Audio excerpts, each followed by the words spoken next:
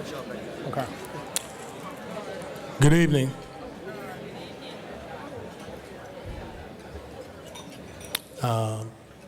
Glad to be here tonight. My name is Brian Hudson. I'm the current president for the National Organization of Minority Architects. Thank you all for coming to Houston this year. Can you give yourselves a round of applause?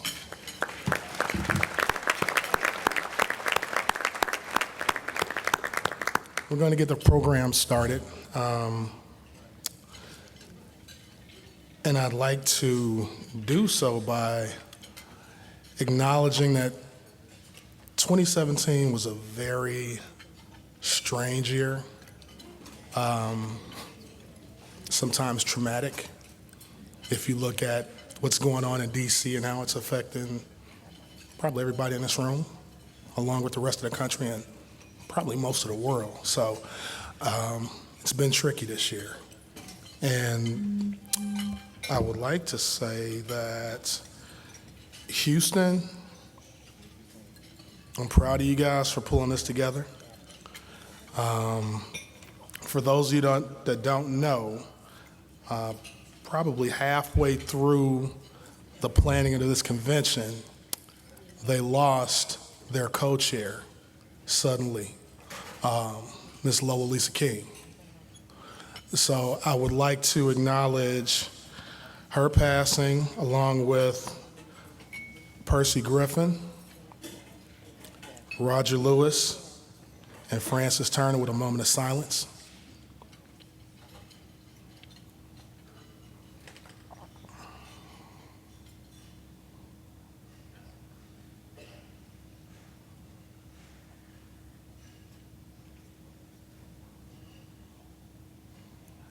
Thank you. Again, this has been a very strange year. Are the students from University of Virginia here? Could you please stand?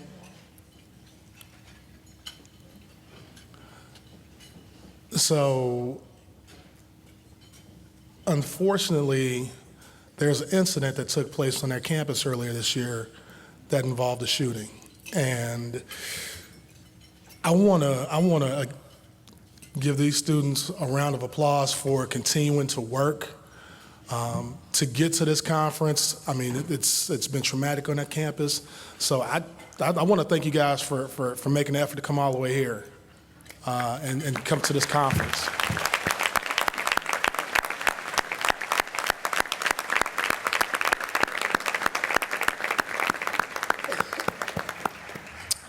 You can be seated. There are some good things that happened this year as well. For those of you who don't know, I also run a youth program back in Chicago, sponsored by the NAACP, and it's a program called AXO. And it's a mentoring program for black youth, and there are 33 components that students can compete in, one of them being architecture. And there's a young lady, our next Starchitect. I hope she's in the room. I had the pleasure of meeting her at the AIA convention in Orlando this year. And then I got a chance to see her compete and win a national gold medal in Baltimore later this summer. Miss Nina Crosby, could you please stand and accept the applause that I'm going to ask people to give you right now?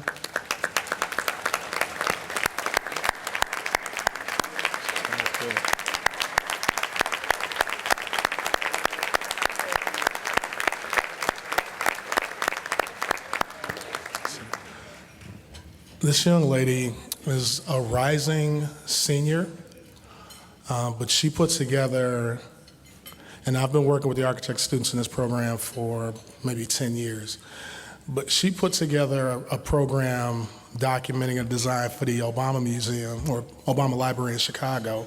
She's from Maryland, but she had the savvy to do the research, do a model, do drawings, do renderings, even do a virtual reality video or model for the project. And I got a chance to watch her video today. So I know she's gonna do great things. She's already there. And hopefully or soon she's gonna choose the University of several that she got a chance to meet this weekend. So I'm proud of you. I'm looking for you to do bigger and better things. And just realize that everybody in this room has your back. So thank you for coming.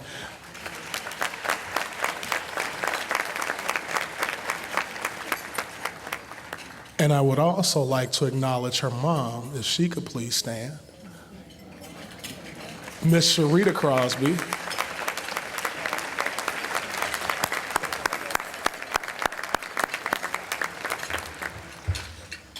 She's what good parenting is all about. Sacrificing, taking a ride, staying up late, making sure she's where she needs to be. So, I mean, that's why I'm standing in front of you now. Because I was lucky enough to have two parents that pushed me and sometimes beat me to make sure I did what I needed to do. So I thank them for that opportunity to be in front of you guys. So, a little bit of business. Have some announcements in regards to the election results.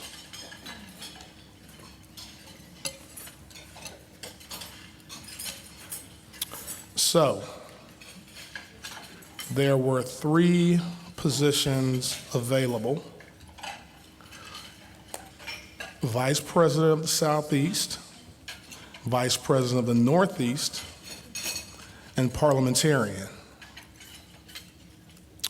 The VP for the Southeast region, somebody give me a drum roll.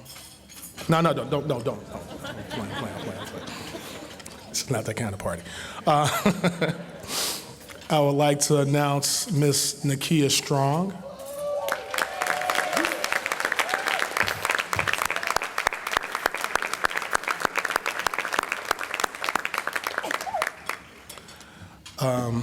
VP of the Northeast. This young lady convinced me to let her run for this position on the merit that she could still handle duties that she already has with the board. If you had a chance to see her or sit down for one of her videos to document NOMA's history, she's doing some amazing things. I told her that the only way she could run for the position if she had a committee. And she put that committee, I think she might have put the committee together before she even talked to me. So with that, Ms. Pascal Sublime.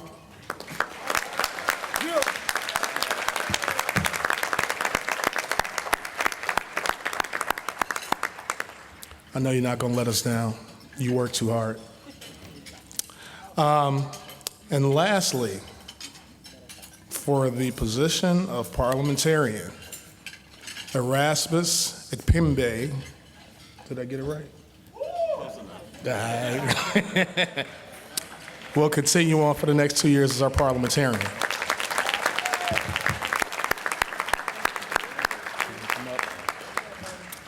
So there is also an appointed position for the Northeast Regional University Liaison.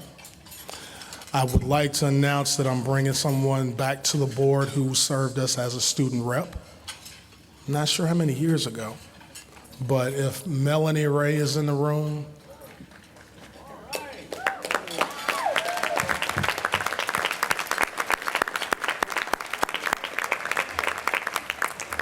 Melanie is also a member of our newest chapter, B NOMA, Baltimore NOMA.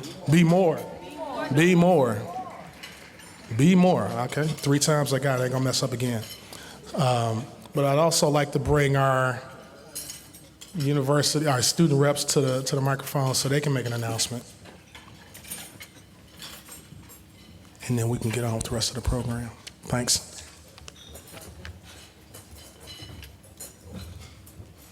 Good evening, everyone.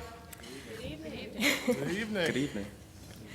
First of all, I would like to thank and congratulate all the students who applied for the position of the NOMA National Student Representative. And I would like to ask all of you to stand up to be recognized. Everyone who applied.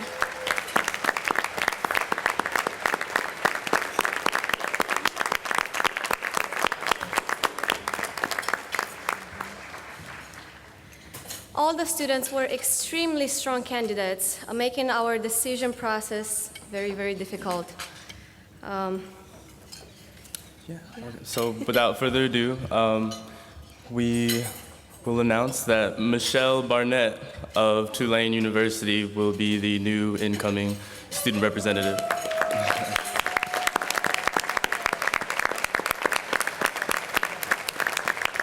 We also want to encourage the other applicants. A lot of you all were very qualified. Like we said, it was a hard decision.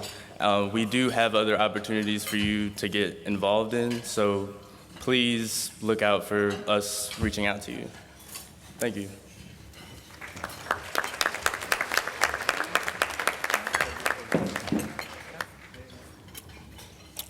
Okay, at this time, I'd like to bring the Houston NOMA chapter president, Mr. Terry Smith, to the stage to make an announcement.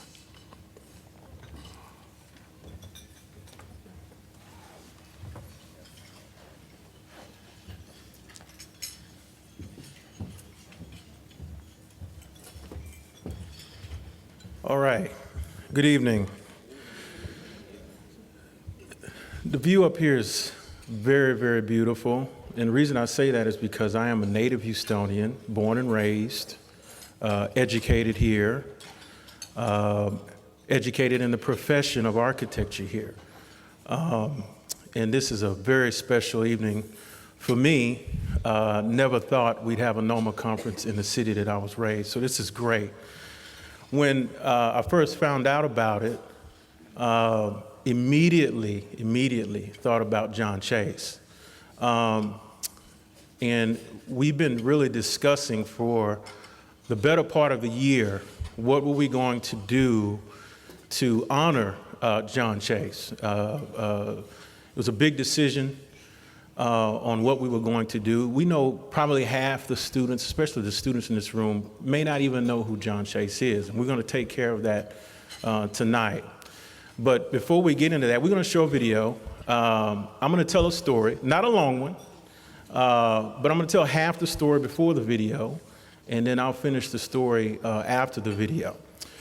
So very quickly, when I was a senior in high school, we actually went to high school, Lamar High School, right down the street from here.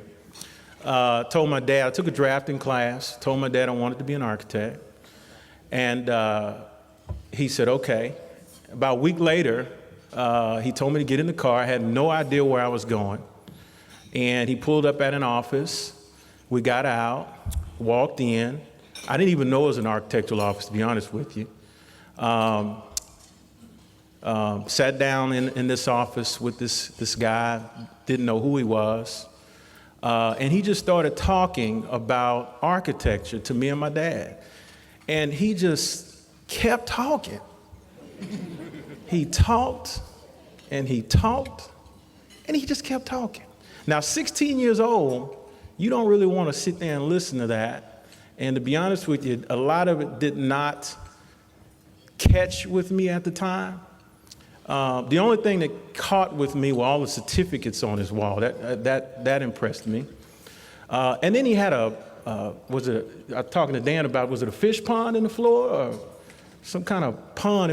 I said, Daddy, was that fish in the floor? I thought that was real cool. And then obviously he was, to me, coming from South Park, an interview from Houston, know a little bit about South Park.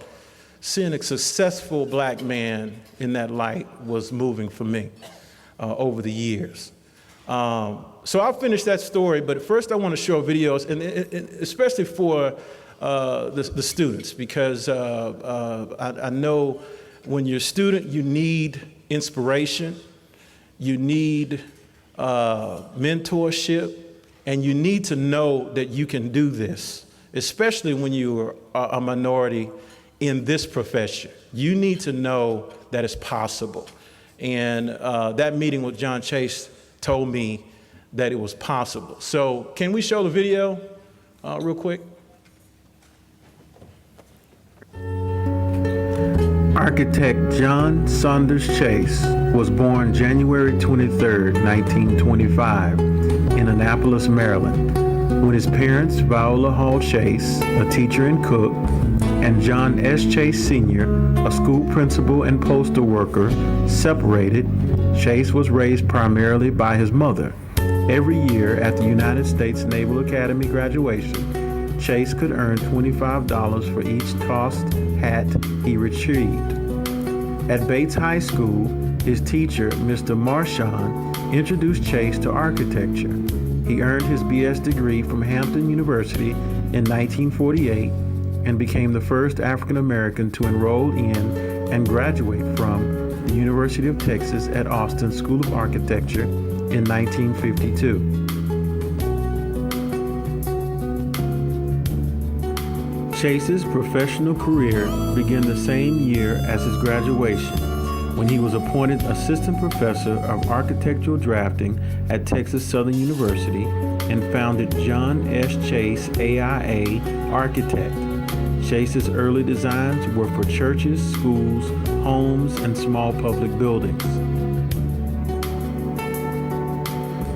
Chase became the first African American licensed to practice architecture in the state of Texas, and later was the first African American to be admitted to the Texas Society of Architects and the Houston chapter of the American Institute of Architects.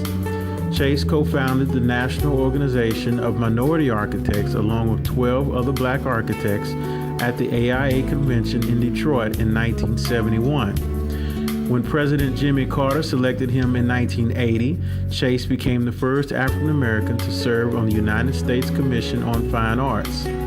Projects designed by Chase's firm include the George R. Brown Convention Center, the Washington Technical Institute, Links Incorporated National Headquarters, Delta Sigma Theta National Headquarters, the Harris County Astrodome renovation, the Thurgood Marshall School of Law, and the Martin Luther King Jr. School of Humanities at Texas Southern University. Chase was later awarded a commission to design the United States Embassy in Tunis, Tunisia, a $50 million complex. Chase was elected to the AIA College of Fellows, was awarded the AIA Whitney M. Young Citation, and was the recipient of the NOMA Design for Excellence Award for 4 consecutive years. Chase also received the Commendation for Meritorious Service by the Houston Independent School District and the Honor Award for Architectural Excellence in School Design by the Texas Association of School Boards for his design of the Booker T. Washington High School. Chase and his wife Drusy raised 3 children together, John, Anthony, and Sandria. John Chase passed away on March 29, 2012.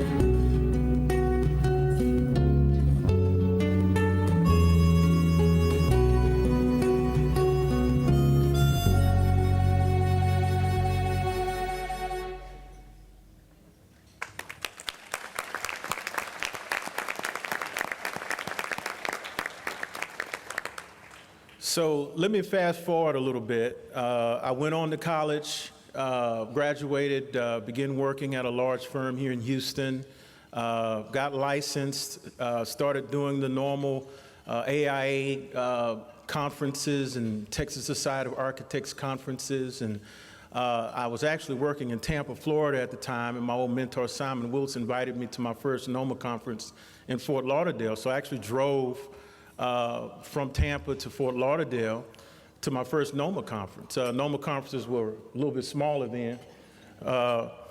And I remember walking in the lobby, and there was a table of older gentlemen sitting at a table, and I looked and I said, you know, that looks like that guy I met when I was in high school. That was the first time I saw John Chase since I was 16. But I remember his face. Got a chance in 2002 to bring him and his wife, Mrs. Chase, over to my house, and we, the local chapter of NOMA, awarded him with a lifetime award in my home, and that was also a very, very, very precious time for all of us. One thing that the architects, especially the licensed architects here in the room, will know, this profession, arguably compared to most other professions, and those of you in other professions may argue this, but architecture is about apprenticeship. You can't become an architect unless some individual says, I'm going to make you an architect. That's the only way you can become a licensed architect. Somebody's got to say, I'm going to pass on this knowledge to you. So that part of our profession is a very sacred part of the profession. When you're a minority, it is even much more critical to have someone who gives you that gift. We often hear about people, the first of this and first of that, and there's a first in every profession. But you just heard John Chase was the first in a lot of things. But I think most importantly, the most critical part of that, he was the first one to really pass on the profession of architecture to other African Americans in the city of Houston. I'm not sure how it would have turned out had he not done that. So one of the things we wanted to do very quickly was bring up the few of you in the room that worked for Mr. Chase. I know Dan, Bankhead, if you can come on up, Daryl, James, come on up. You can come up here on the dais. Is there anyone else that worked for, I know those three personally, so that's why I called them out. Is anyone else here that was employed by Mr. John Chase? Come on up here. You come on up here. What we want to do is very quickly just give you all an opportunity to hear what he passed on and how important it was to those who got the opportunity to work for him. Now, guys, I promised that I would keep you guys to 30 seconds apiece. So I got the mic man back there. This is the sign. So let's keep it. I know we all are moved by John Chase. Let's keep it short. So let's talk about what he may have passed on to you that was critical in your careers. You want to go first?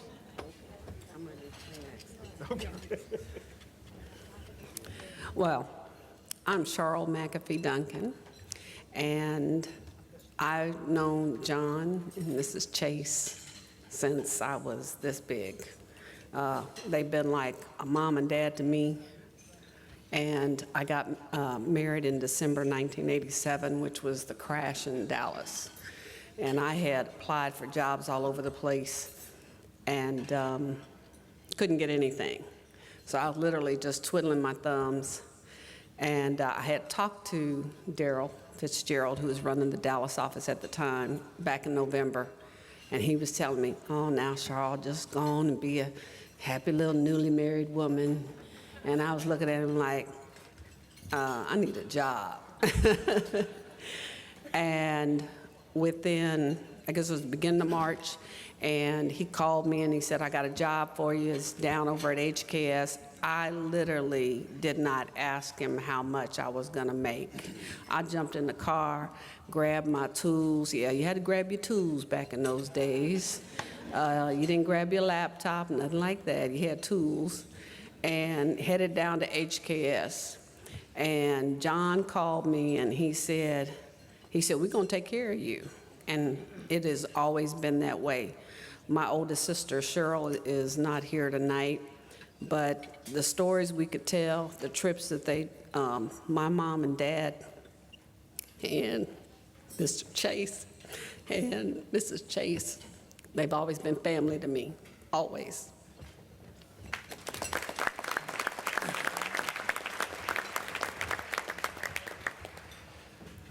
I actually told my story to the students earlier today. I had the opportunity to be one of the judges on the design competition this morning.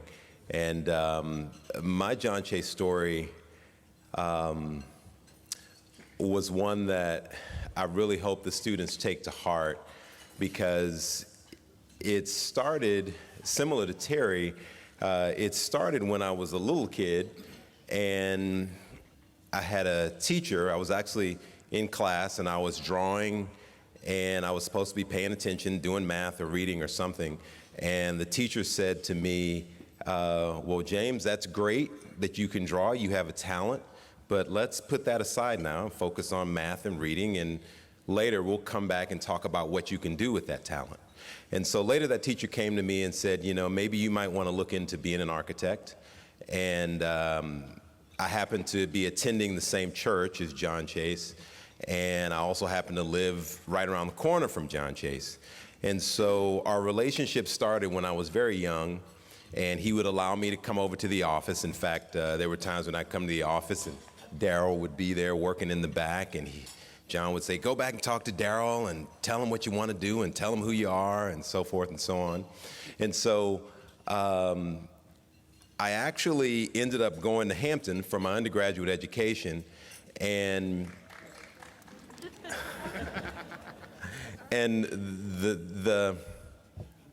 the primary reason that I went to Hampton was because John Chase went to Hampton. But to be honest, since I'm on the mic, when I got to Hampton, there were so many beautiful, beautiful women at Hampton. I said, I am staying. I told my dad, I said, I'm staying here. I've got to stay here. So, but Mr. Chase went to Hampton, so I went to Hampton. And when I came out, I talked to Mr. Chase about giving me a job, and Mr. Chase said, you know, Jim, he used to call me Jim, he said, Jim, you need to go get some experience. You need to go out and work a little while and get some experience and let them train you up. And the thing that I told the students that I really hope you take to heart was that, you know, a lot of times students will come to us and they'll say, well, you know, I need a job. And if the firm, for whatever reason, is not in the position to give you a job, that's the end of the relationship. They let it go. And what I did was I said, okay, well, I'm going to go out and get that experience, but I'm going to maintain my relationship with Mr. Chase. And so when I was in school, I'd write him, tell him what I was working on. When I got my job, I'd write him, tell him what I was working on. When I went to another job, I'd write him, tell him what I was working on. And the relationship that we had, the mentoring that he gave me, even though he didn't give me a job at the time when I asked for it, he gave me guidance. He gave me letters of recommendation. He gave me things that really had more value than just a job. And so when I was ready, I came back, and he did give me a job.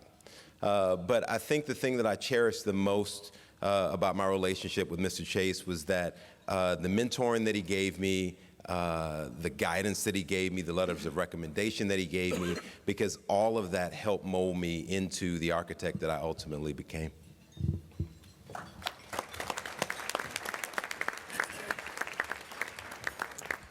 Good evening. I'm Daryl Fitzgerald. I think I'm probably the senior member of everybody here.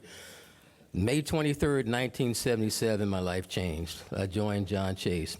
Prior to that, I'll show you what love does. I drove a Volkswagen convertible from Boston, Massachusetts to Houston, Texas to meet my girlfriend at the time, her parents. She's now my wife. That's a long way to go for somebody who'd never been south of Washington, D.C., you know, by yourself with a cassette player and no cell phone and $50 and a box of chicken. That was it. So when I got there, they said, well, you know, you're going to be an architect. You need to meet Mr. Chase. So they brought me by 3512 Oakdale, and I sat down. I had never met a black architect. You meet dentists, doctors, you know, you meet a lot of professionals, high school principals, but never an architect.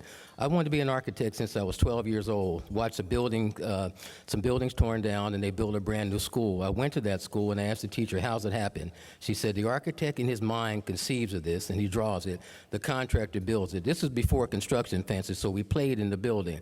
And I said, oh, my God, that's it. That's what I want to do. I realized if you become an architect, you'll leave things of lasting social value. You're a silent benefactor for hundreds and hundreds of people that never know who you are. And all of a sudden, at that point in my life, at 12 years old, everything stopped being a building. The places stopped being places. They became buildings. The Y, the school, the post office. So I said, as long as you do architecture, you will learn something every day of your life. Come back to 1977. I joined Mr. Chase. We were 5 people, 5. In 1997, when I left, we were 50. So that's quite a bit of growth. But the things I remember most about him was that he was a very funny man. He had funny mannerisms, and he was a great guy, but he knew how to build relationships. And I tell my son, everything you do in this life is based on relationships. That's the secret sauce, is being able to engage with people, and so they know you, they like you, they respect you, and you've got the requisite expertise to do what needs to be done. And I watched Mr. Chase. I mean, he built relationships from Senator Lloyd Benson, President Carter, down to the school board president, and they all loved him. You would walk into a room with him, he was like a rock star. John, John, John, John, John. Everybody would hug him, but I saw how he was with people, and the people in those relationships was the beginning of getting work. He also imparted to me, he said, son, if you're fortunate enough to find work, you've got to perform. You can be one and done. Failure's not an option for us. Other folks can make all the mistakes they want, but as African Americans in this world, you've got to perform and do the absolute, your God-given best to do a good project and leave that client happy. A good client is the best marketing you can ever have. They will tell the world how good you are. A bad client will tell the universe how bad you are. And I mean that. 3 reputations, good, none, or bad. I take the first 2. But he always imparted that, and we spent a lot of time traveling. Danny and I were talking about it during the seminar this afternoon, of going on trips with him, flying around to do projects, and how much fun he was. He had funny stories, and his family knows, and watched Sandria, John, and Anthony grow up. Anthony and I were at Harvard at the same time. He was a freshman, and I said, I know you're a big baller now, but I knew you when you wore love beads around your neck, as a freshman. But to watch Sandria and John grow up, and my relationship with Mrs. Chase, which to this day, I never come to Houston and I don't go by and see her. And we sit at that table and talk hours about everything, because they were family to me. And Mr. Chase was like a father to me. It's 20 years. I learned a lot, and everything I am, I owe to John Chase. Thank you.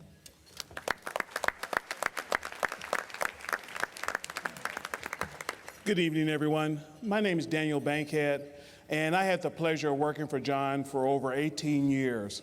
I'll tell just a very short, quick story. John won a commission for the Austin Independent School District many years ago, and at that time, be quite honest, it was very controversial. John's skin was the wrong color. John was from outside of Austin area, but yet he won that project through his expertise, his skill, and all that. We were going to one of the first meetings for that project, and we were going to travel by flight, and as airlines like to do, they canceled our flight. And we didn't panic. It's only a 45-minute flight. They canceled the second flight. All right, now it was panic time. And what John did, it was too late to drive. It was we'd gotten too close to the meeting time. John went and rented a private plane for that. And I tell you why he did it. He did it because he said failure was not an option. That if we had missed that meeting, that would have been the very thing that all of the critics, and I mean the local AIA chapter, everyone in that group, everybody in that city was fighting against John having that commission. And he said failure was not an option. We had an opportunity. We had to prove ourselves, and we had to deliver, kind of what Daryl was saying. And that taught me a lot about him, taught me a lot about our profession, taught me a lot about architects as minorities in this profession. And so that's something that I pass on. That's a legacy he gave to me, a legacy I pass on. And it's interesting, even we talked about in the history, John was the first member of the AIA Houston, African-American member of the AIA Houston. Well, part of his legacy that he passed on to me was I was the first president of the local AIA chapter and the first African-American president of the local AIA chapter. And so I kind of like to think that he instilled that in me and pushed that on to me. So I owe him a lot.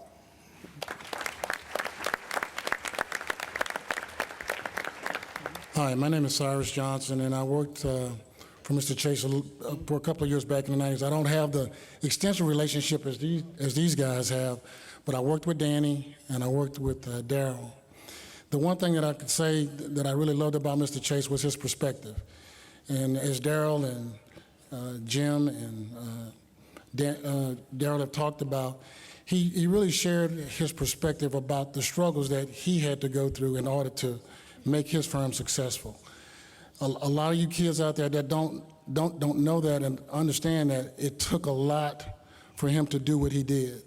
And he actually laid the groundwork for us to be able to be in this profession, to do what we do. So I truly respect him for that, loved him for that. One of the things that I love most, Daryl went up to start the office up in Dallas. And he literally, one day after Daryl had gotten the project and had built the firm to a level in Dallas where it was about 20 people, he took us and flew everybody up, paid for us to go up. We had a sit down, we talked about the office, we talked about what they were doing there, the great things that they were doing there. So he truly was an inspiration to all of us, and I loved him for it, and it's good to see that he's being honored the way that he's being honored. So thank you. All right, thank all of you for those kind words for Mr. Chase. Appreciate it. Real quickly, we want to get moving, but as I was putting that video together, I was looking at some of those images. I've owned my own practice for 18 years, and I can, the fights that I've had to put up with, just quite frankly, the discrimination that I've faced in my own business in the 2000s. I was looking at those images in the 60s and 70s, just wondering what this man had to put up with to be the success that he was. And it was just, you have to be in the position that some of us are in to really, really appreciate that. And to be married to someone that's going through those struggles, I can only imagine what that's like. So we're really honored to have you in the house with us today, Mrs. Chase. Can the whole family stand, please? The whole Chase family, can you stand up? And Brian Hudson is going to bring over a sign of appreciation.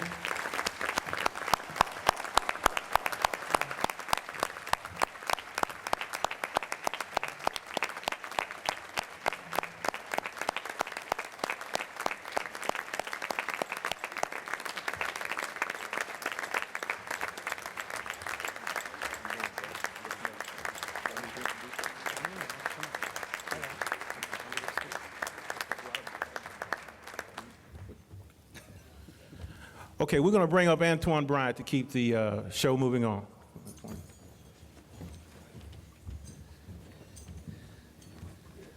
Good evening, everyone. Houstonians and art aficionados around the globe are familiar with Rick Lowe's work with Project Row Houses. Located just blocks from the University of Houston, this collection of 22 shotgun-style houses offers emerging artists and community members a venue for developing and showcasing new works. It also hosts a number of programs aimed at promoting social and cultural engagement.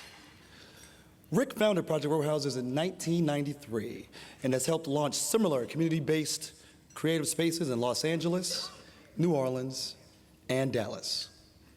Rick describes his own artwork as social sculpture, as it addresses themes related to society and community.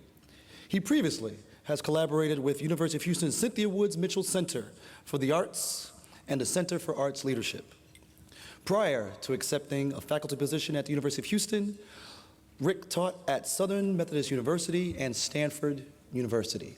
For all of those that have had the experience of seeing what Rick has done here locally as well as nationally, we know that he is a game changer when it comes to making a difference in communities. That being said, we said let's try to do something different this year with our keynote speaker. If we're going to talk about community engagement, talk about design, and talk about how we can move things forward in the built environment, what better way to bring this forward is having Rick Lowe have a conversation with Renee Kemp-Rotan. Renee Kemp-Rotan is the Director of Grants and Special Projects in the Mayor's Office in Birmingham, Alabama, and an urban designer who has, in her words, traveled the world, served 10 mayors, and lived in 1,000 places. Renee has gone from studying mud-based architecture in Ghana to serving as Atlanta's liaison on the construction of Phillips Arena and Olympic Park. She's been involved in nearly every type of building design imaginable: parks, schools, trails, hotels, museums, arenas, stadiums, theaters, housing, and new towns. If it's been built, Renee has worked on it. I promise you she has. Renee Kemp-Rotan has turned architecture and planning degrees from Syracuse University and Columbia University into a career devoted to urban design, cultural heritage, and the power of design to impact social change.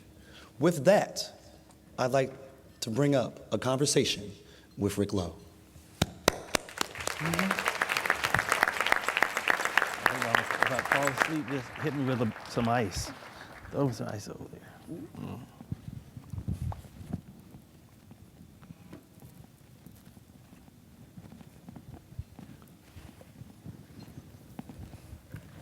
Magda? Yeah. Think so. Well, good evening, everyone, and welcome to the Rick Lowe Show at NOMA 2017 here in Houston.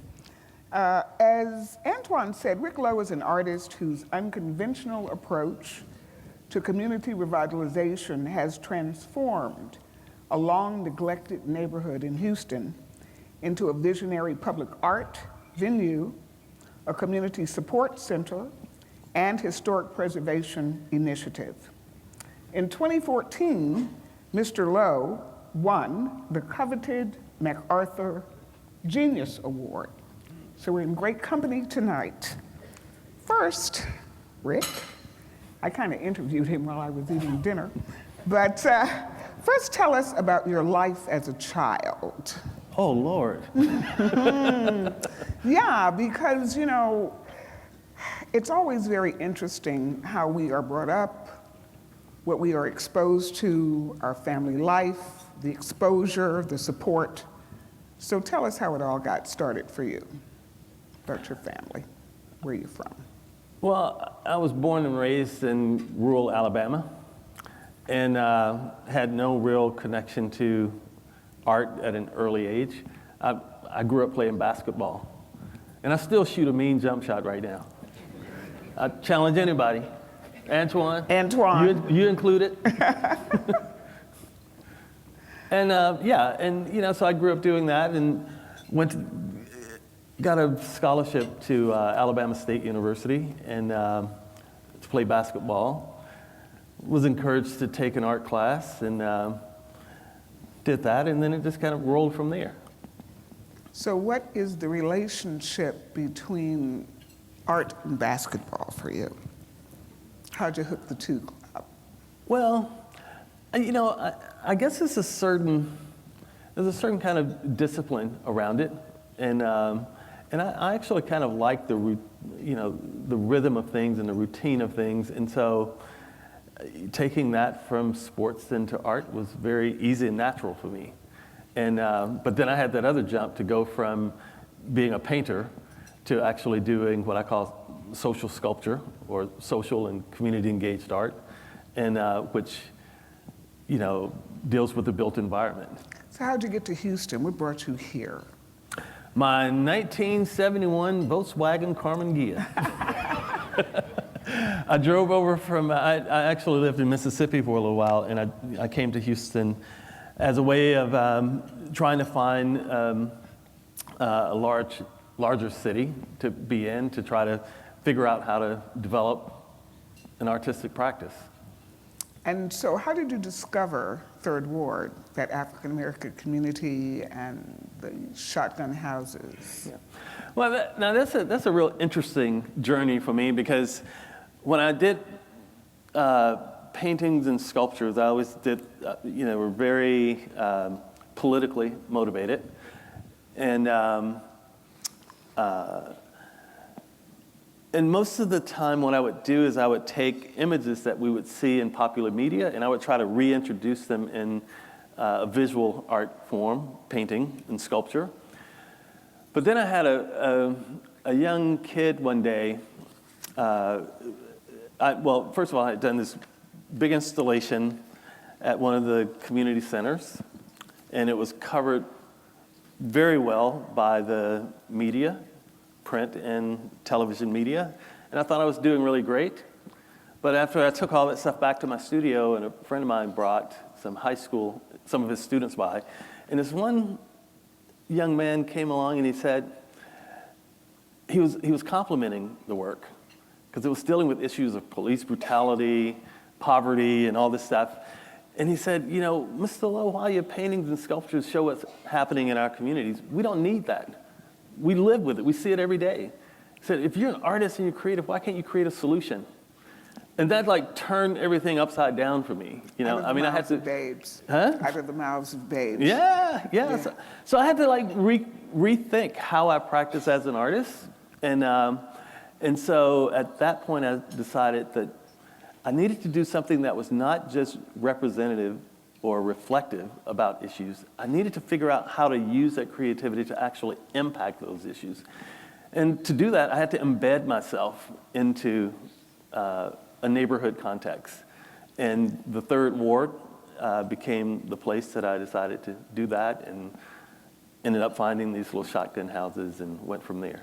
So tell us about the process of your using your imagination to transform these dilapidated houses that were sitting around doing nothing, making no contribution to neighborhood. Okay, good. Well, fortunately, our tech person back there is right on cue. There's an image up there, Project Row Houses, for those who don't know it. Yeah, it started out with these little shotgun houses that most people had very negative thoughts about what the shotgun house was, until, and I did as well, until learning about the artist John Biggers, who was one of John Chase's colleagues, and breaking a lot of those boundaries, being the first African American to do several things here in Houston and around the nation.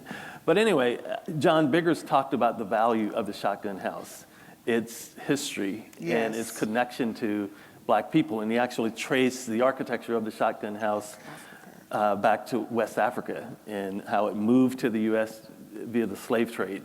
And so that became, to me, it was an interesting thing to think about that and think about how we could reposition, this kind of architectural form in our community in a way that was empowering for us.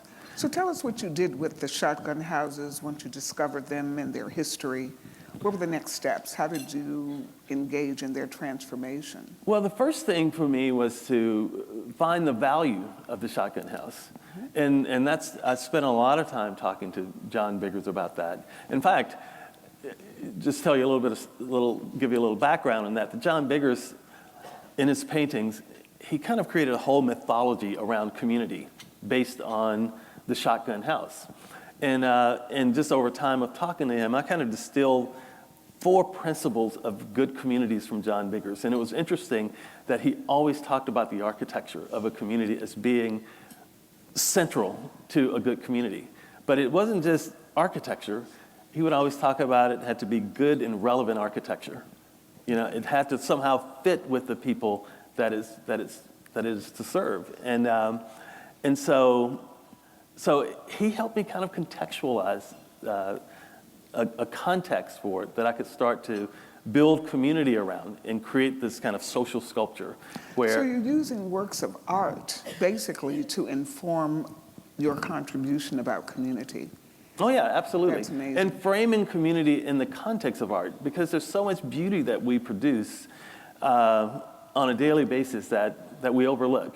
And I think we cheat ourselves in society by not celebrating that beauty and creativity that's coming from around us all the time.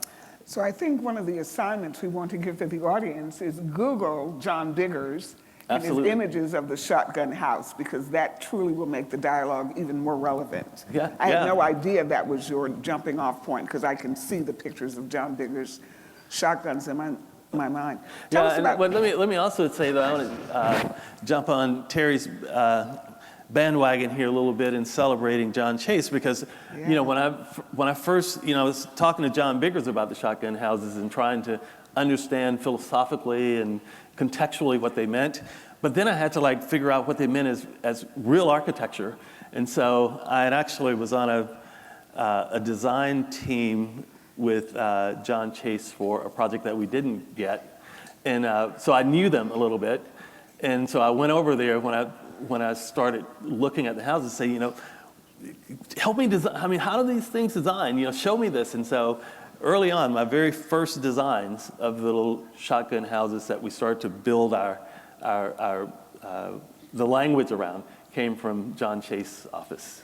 So tell us what you did with the houses. There were some very visionary, experimental things that you did with these shells of buildings. Yeah, well, the idea was to try to create a living John Biggers painting with these 4 principles that he talked about: good and relevant architecture, art, creativity, and culture, education, and a social safety net.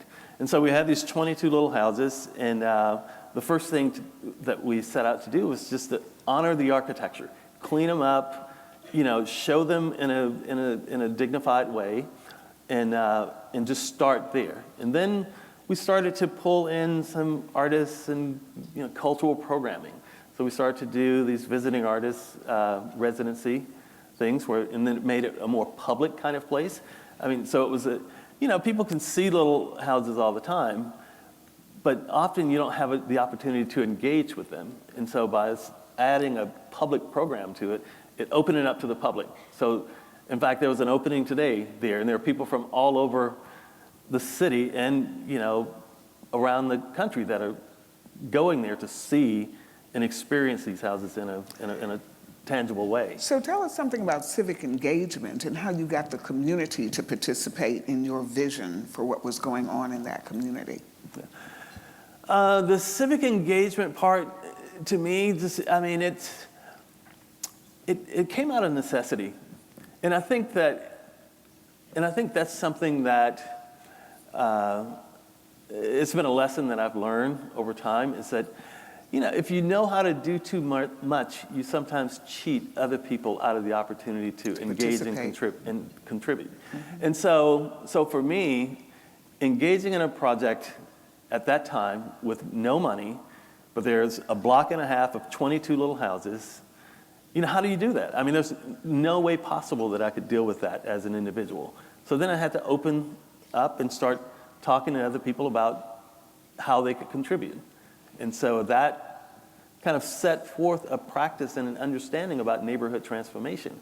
It's not about, individual charismatic figures. It's about, how you can engage people from different walks of life and people that have different things to offer. So you were working with architects and contractors, and how did you buy the houses? How did you end up controlling the land and the housing that was on the land?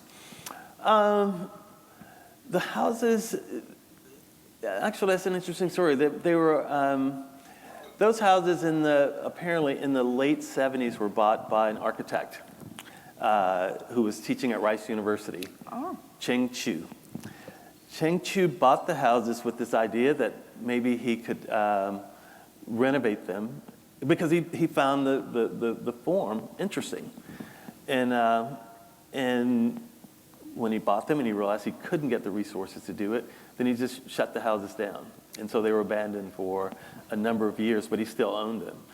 And when I found them and started trying to explore doing a project there, I tracked him down. This is, before Google search and all that online stuff. I had to it was really hard to track someone down. He was living in Taiwan. Yeah, and you're determined. Yeah, you're and determined, it took, and at that time, you had to write a letter, and it had to go there, and he had to get it, and then he'd write a letter back. It was but it went actually fairly quickly, though, considering. Good. So you were able to purchase the houses from him, or he gave them to you on loan? Yeah. It was a donation? No, it was a lease purchase agreement on that. Yeah. Yeah. So I tell you, let's fast forward. You started working on these houses about 20-some years ago. Did you ever, in your wildest dreams, when you first began to walk down that particular block in Third Ward, dream of what you had started, this one idea, and the kind of social impact that it would have on literally generations?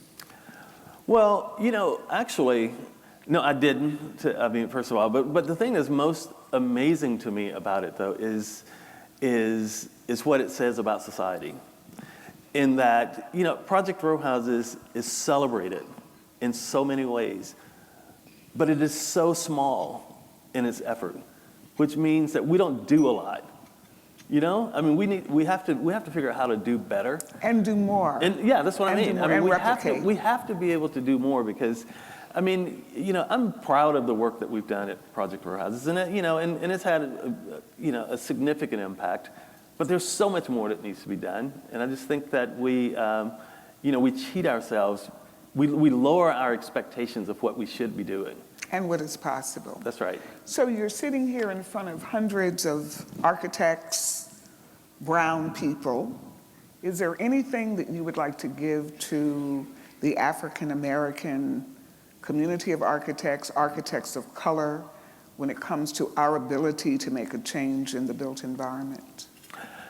You know, the thing I would say is that I don't think that we embrace our heritage and our identity as a strong source of inspiration for our work. The slide, the person who's doing the slides, can you click through to the last one? Because I wanted to, in these slides I was showing, one slide was Project Row Houses, the other one's a project in Dallas, but this one, yeah. And there was another slide of a project that I'm working on in Athens, Greece right now. But I always put this, no, let's go back to that slide though. I always try to contextualize things in this way where I show the individuals that are the source of the inspiration for doing the work. Yes. I mean, you know, community is this large kind of abstract idea that, you know, moves in a lot of different ways. But there are those individuals that exist in communities. I think that we have to really, you know, we have to be able to see them. We have to be able to try to understand them and allow them to really, you know, inform our work and figure out how to make that beautiful energy of the individuals breathe within the context and really, you know, give the energy to the community building that we want to see happen. So you've changed a number of lives in Houston, and I understand that you actually are practicing some of these ideals elsewhere in the country and elsewhere in the world. Tell us about some other projects. Tell us about what you're doing in Greece right now. Okay, can you bump back to the next slide? The one that was just prior to that one. But it's, so this past year, I've been, well, since 2016, I've been working on a project. There's a big exhibition that happens in Kassel, Germany, every 5 years. It's called Documenta. And this was Documenta 14. It's been going on since the 50s, so this is the 14th time they've had this exhibition. And the director this time decided to host it both in Kassel, Germany, and in Athens, Greece. And I was invited to participate and to do projects in both places.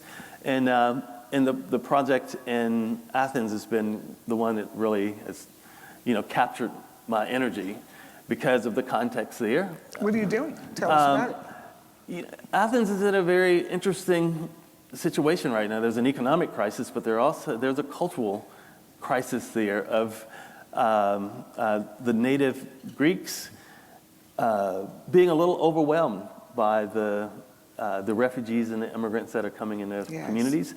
Yes. And one of the big problems is that, you know, these folks are coming without people understanding the value that they bring.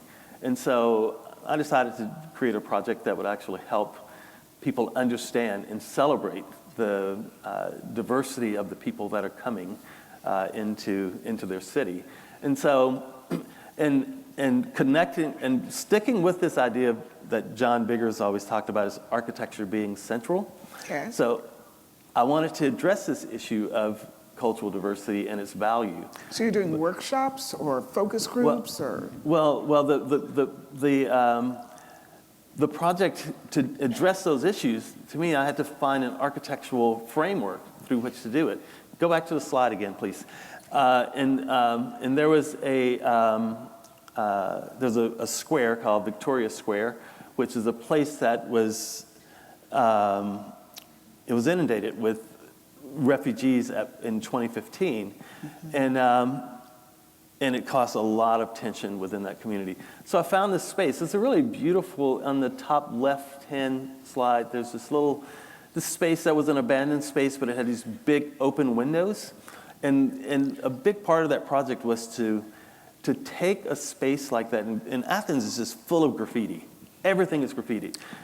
And so the thing here was to take a space that was completely open, and there's lots of anarchists there, and they're always vandalizing things and so on. And so it's like, let's take this space, it has these big windows, and let's turn it into a cultural center that has a kind of openness through the architecture of the building that that invites people into the building, but also it pushes from the building into the street, and to challenge this kind of tension that's happening there. And so these are just images from different things that happen at this space. But one of the things that's really interesting about it for me, though, is coming from the experience of the Shotgun House in Houston. One of the most significant things about the Shotgun House is the porch. Yes. And so, in Athens, there are not porches around, but the point was to take the space and use the front of the space as a porch, and generate the kind of, opportunities for communication, connection that we see here that happens very naturally from the porch. Are you documenting the conversations that are going on between Lots of that's all of the happened, groups yes. of people? You're doing it through film or documentary? Yeah. There are people that are writing about it. There's film. Yes. Okay, so now we want to know what it feels like to be a MacArthur Prize winner, and tell us and tell the audience about the significance of the MacArthur Genius Award. One thing that I read about you that I thought was very interesting was you got the award under the disciplinary description of being a public artist. Mm-hmm. I thought you would have gotten it for community activism or community planning, but it was just extraordinary to me that they recognize you as a public artist and not, let's say, a public architect. Well, that's because I have no credentials. I'm a pretty credentialless person, so you can, if you have no credentials, you can be an artist. So yes, that's good enough for me. Yes, you can. Yes, you can. Yes, you can. Yeah. And it's amazing what a public artist can do in order to transform community with vision and verve. Yeah. Yeah. I mean, it was that. It's interesting getting that kind of recognition. It's not something that you count on. Or Tell us what it is. A lot of people may not know what the MacArthur Prize is. People talk about the money, but really, there's a lot of money involved once you're recognized. But the money is not the thing. I mean, it is. I don't think there's. I think maybe the Turner Prize in London carries the same kind of weight as the MacArthur does here, but there are few awards that have branded themselves in a way that is just so profound when you say it. In fact, most people say that once you get the MacArthur, you don't have to do a resume any longer. Well, I think that's true. Your resume, you just say MacArthur, and then people take that as being the. But it just opens doors. I mean, that's the thing. It I've been next door to the University of Houston doing work for 20-something years, and I got there at MacArthur. I got a call the next day. Yeah, you want to come teach? So it's kind of. And the answer was. Yeah, I'm teaching there right now. Yeah. Great. Well, for those of you who do not know, the MacArthur Prize, once you're recognized as being a genius in your field, because you're using natural talents to transform community and the lives of others, major scale. Small instances having major impact, there's a monetary prize that comes along with it that's, let's just say, $500,000 or more, that's given to the genius to use in any way in which they see fit to continue to propagate their work. Mm-hmm. And the other thing that I found so interesting is that now that you are doing all of these social interventions literally throughout the world and in other cities, you now are finding time to get back to your first love, which was painting. And I understand that there are some exhibitions that you're working on now with respect to your paintings. How does it feel to go back and recapture some of the natural talent in another discipline? It's been interesting. I mean, it's funny. I never loved painting. I always thought it was something that was, that I had the ability to do. Yes. And I think when you have the ability to do something, you should do it. You should make sure you can maximize that. And so I always wanted to do it, but now what I'm finding, the thing that's driving me to it now is that, just for the, right now for those in Houston, they know that the 3rd Ward, we're in a very strong battle against gentrification. And so there's lots of work to be done there, and it's very interesting work. So I'm really interested in that, and I'm fully engaged. I'm working in Athens, which I go every month, and I'm doing that. And then I've been working on this project in Dallas called Translation that's continues to go. And so it's been a lot of kind of public and community engagement that's been going on. And one of the things, though, that in my early practice reading and trying to understand how to balance my work, I was reading John Dewey's Art as Experience. And one of the things Dewey talks about in that book is the notion of doing and undergoing. The creative process is based on those two dynamics, where at some point you're doing stuff, but at another point you have to kind of undergo some stuff to get to the next level of doing. And so I've been doing so much of this social and community engaged stuff that I felt like I needed to have some space to pull back. So this is your contemplative art Yeah, this now. is a way for me to kind of go back and do something that's a little more that's internal kind of thing that I'm doing now. One last question. We have a lot of young people here in the audience, and we're looking for messages to leave with them as they leave NOMA. And I think that one very important thing to underscore is following your passion, even though it may not be easily described. Sometimes as young people, we don't know what it is that we want to do, but the following of the passion has been the thing that's driven everything that you've done, quite frankly. Can you say something to the generations that are going to replace us? Yeah. Well, I think, the thing I always remind myself of, because I'm a work in progress. I have my good days and my bad days like everybody else. But the one thing I just have to remind myself every day is that you've got to do it. There's something that you have to do today. And you have to go at it. You just can't sit back and dream about things and hope for things and wish for things. You have to do stuff. And you have to do it with a commitment to do it as best as you possibly can. And at the end of the day, if you're active and you're doing it the best that you possibly can, then you can rest. We wish you well, and thank you so much for sharing. Thank you. Good, thank you. This is good. You made it. Check 1, 2.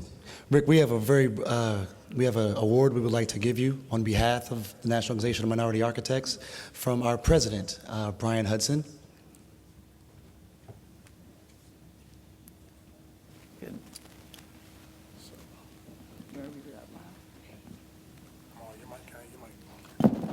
Would you like for me to read it? Yes. Okay.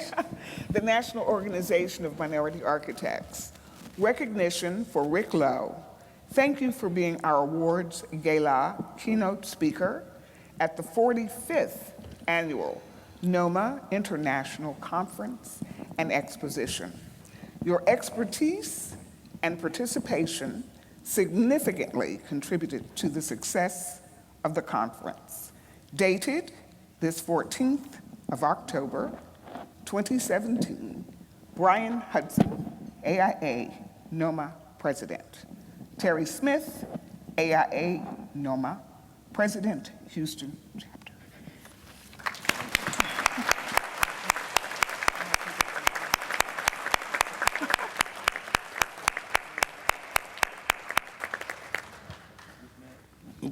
This man has challenged me to a jump shot shooting contest. He just doesn't know. Come out of retirement.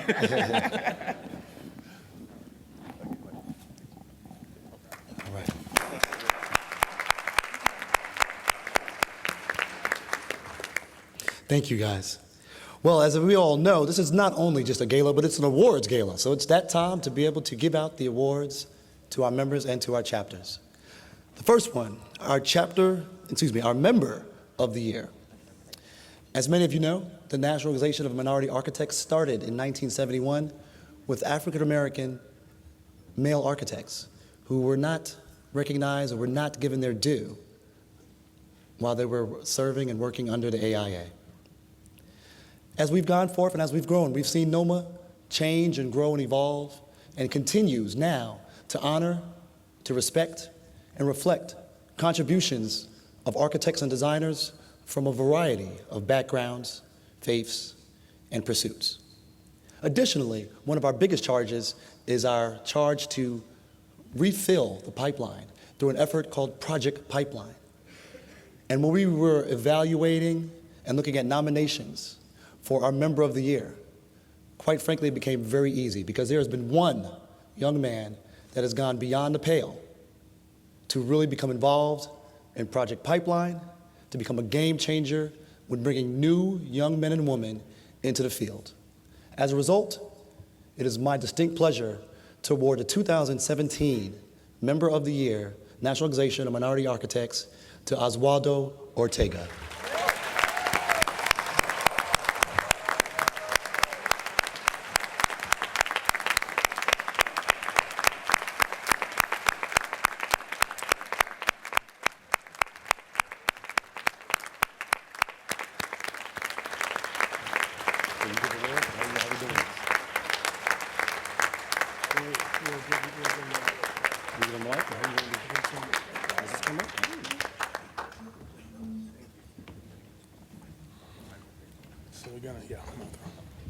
So we're gonna give you a plaque. Oh, yeah. Okay. First and foremost, I'd like to thank NOMA for this very amazing award.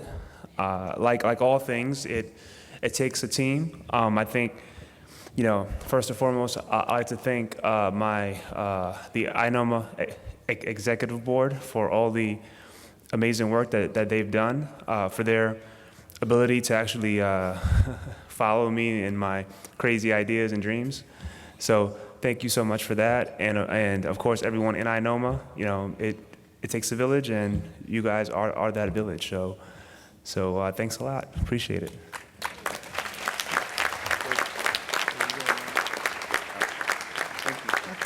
Thank you, Ms. Arnold. Thank you.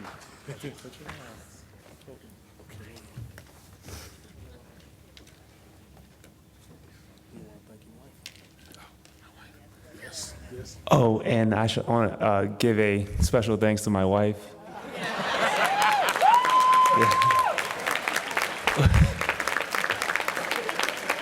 Who is not an architect.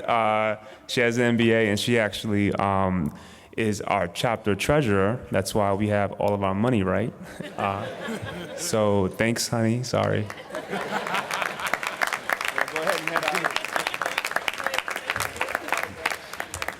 That was well done, Oswaldo. Well done. Recently, NOMA established something called our 5-Star Chapter Award. Many of you, as chapters, we have certain metrics that we have to meet every year. And many chapters, we all have the opportunity to achieve 5-star status. However, this year there was one chapter that became that 5-star chapter. And that this year, in 2017, our 5-star chapter of the year is NOMA Atlanta.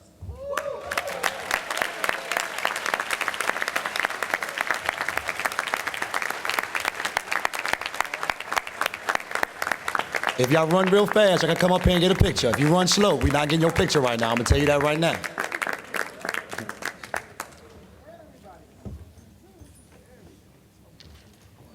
If that's your run real fast, we're gonna have some problems. All right, there we go.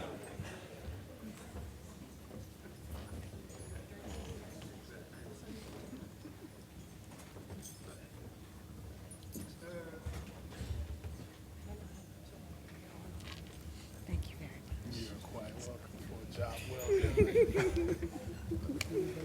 Oh, let me Come on, Brother Stanley now. We gotta wait for Brother Stanley. He said, hold everything. There we go. That's what I'm talking about, baby.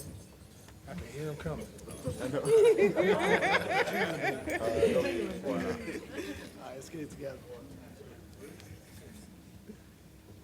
Yeah, that was great. All right, that's what's up. All right. Congrats, baby. Congrats.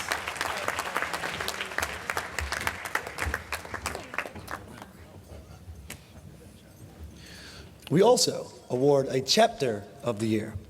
This year's Chapter of the Year also received 5-star status.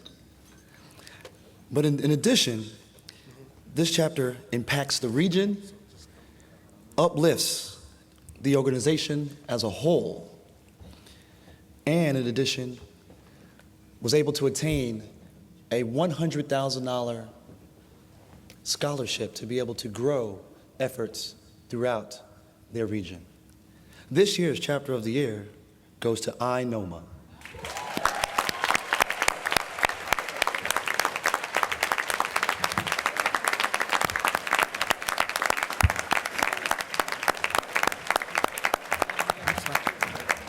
And come around the side, come around the side. I should meet, oh, no, I'll meet them out there. Man, is that half the room?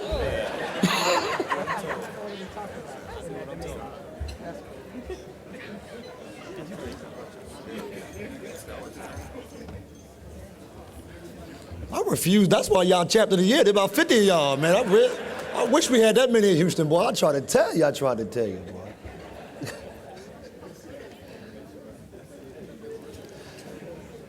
Boy, that X-Checker is a booger, boy. I tried to tell you. Get them fees. God, dog.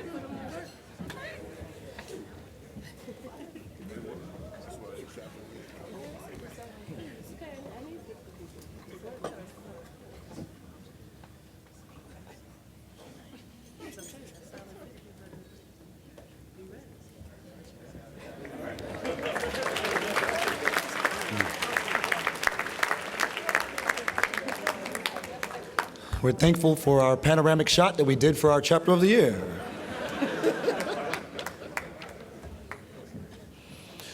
Recently, we've also added the segment of Most Improved Chapter, a chapter that has continued to grow and has grown rapidly, but also intelligently as we move forward.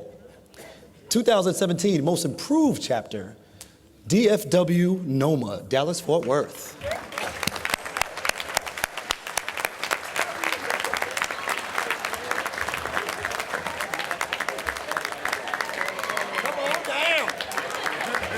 Come on down.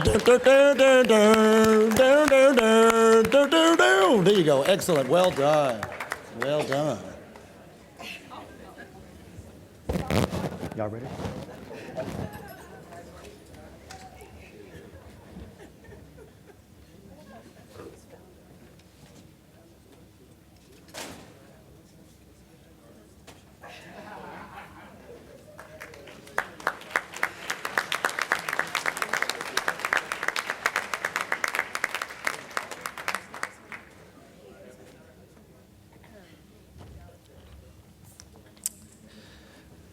With that, we're going to transition something that we've all been waiting for.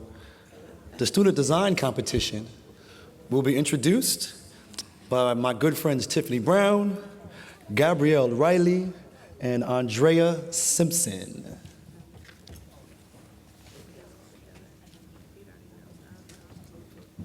All right.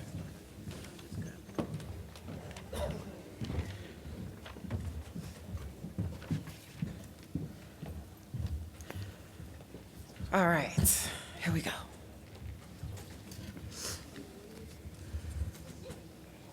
Our slides. Gabrielle and I, and Andrea. Where's Andrea? Okay.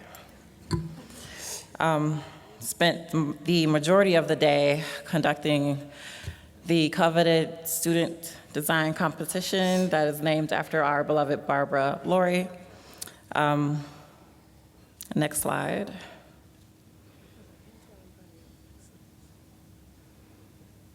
Student design competition is partly sponsored by Perkins & Will, who donates a stipend for the winning team to come back the following year and defend their title.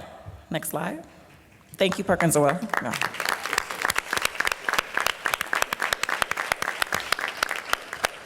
We would also like to thank our jurors. I don't think the other three of them were here, but I know that James Harrison is here. Please stand. James Harrison, and we'd like to thank you for joining us.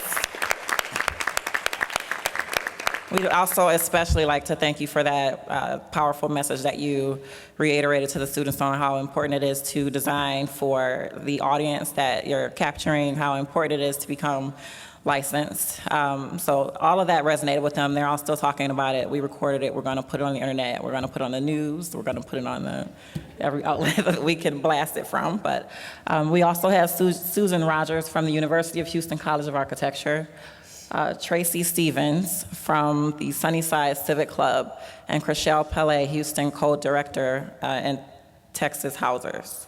Next slide.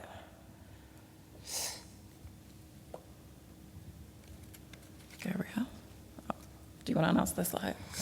So this year the students were asked to design academy in honor of John S. Chase, and the site is over in Sunnyside, here in Houston. And again, as Tiffany was saying earlier, and I think we had heard from James as he was talking about some of the things that he was able to share and bring to the student design competition. So we had a really good group of jurors this year, and they were really connected to John Chase, and then also one of them, actually two of them, had actually worked with him. One of them, she also said that that was her first architectural job, Susan, who's not here with us tonight. So yeah, I'm sure some of you guys have seen some of the projects out there. The students worked really hard on this project, and we were really happy to see the outcome, and I'm sure some of his family was as well. So. Next slide.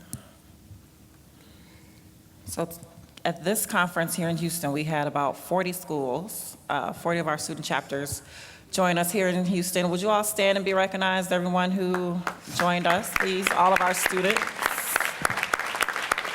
Let's give them a round of applause.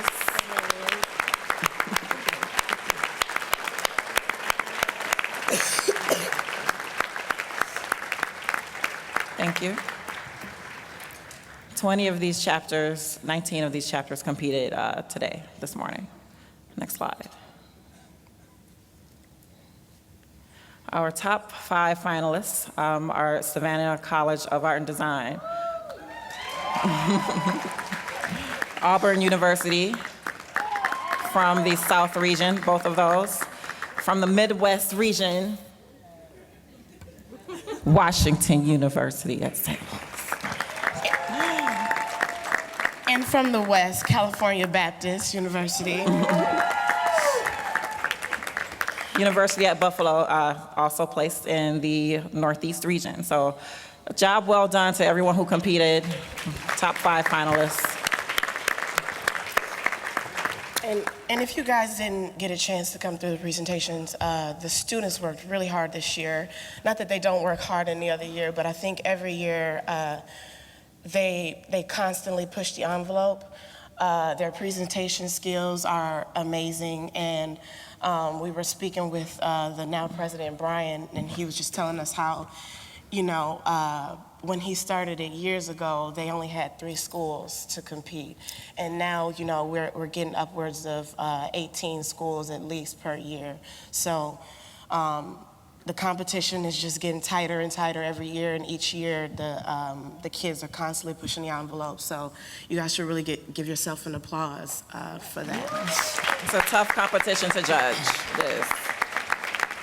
So if you keep your eyes on the screen, you will see with the next click, not just yet, there will be a yellow box that will highlight our 2 schools who will get honorable mention. And when I call your names, please come up to the front to take a picture with Andrea.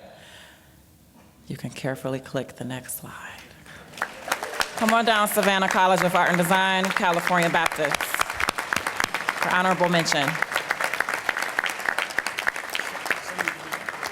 So I'll note one thing about California Baptist is they're a new school of architecture. I met their dean at the ACSA conference, and he was determined to have a chapter there. And the students came last year to conference, and they were able to listen to the student design competition jury, the whole thing. And this year they really came, and they definitely let everyone know who they were. Go to the next slide.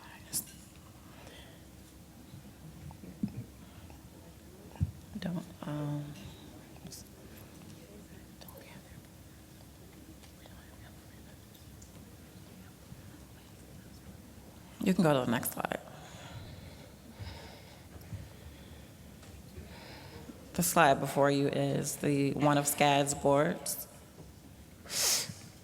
also known as Savannah College Art and Design. And some comments from the jurors were that they had effective storytelling and great building design. And if you go to the next slide. So California Baptist had a really great presentation. They said clear verbal skills.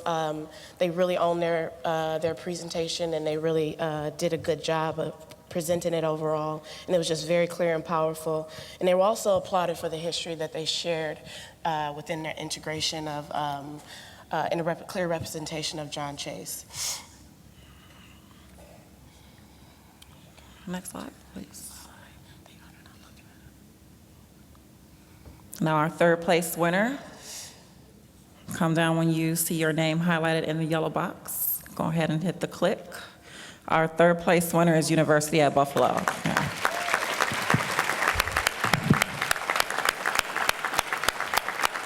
Next slide. Come down, University of Buffalo. Next slide. So just a couple of things from the jury, some comments from the jury was they had excellent programming, and the concept was powerful and effective. University of Buffalo has come up a level. Last year they had just made it into top 5, and now they moved up to the 3rd place. So well done. Thank you. Next slide.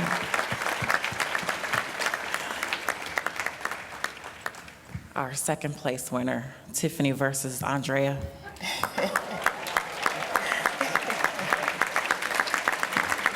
Second place comes down, Auburn University.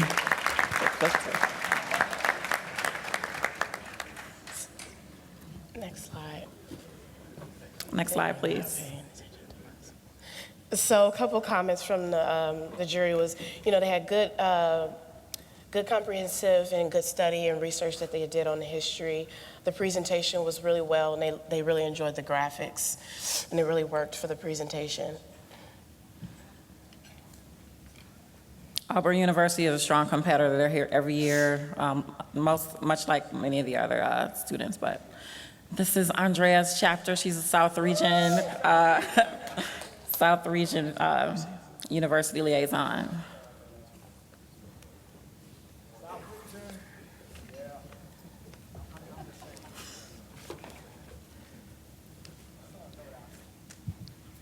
Thank you. Well done, guys. All right. And we all know our first place winners, Washington University at St. Louis. Come down. Next slide. So this was a clear winner for the judges as they were going through this. They definitely all had agreed on this being their number one, except for one, but we had all went through that in the presentations if you were there. But it was still ranked in the top 3, and it was very, very well received. The presentation was really, really well. Comments were shared that they really owned the presentation, and one of the judges said that, whatever they were selling, he was buying.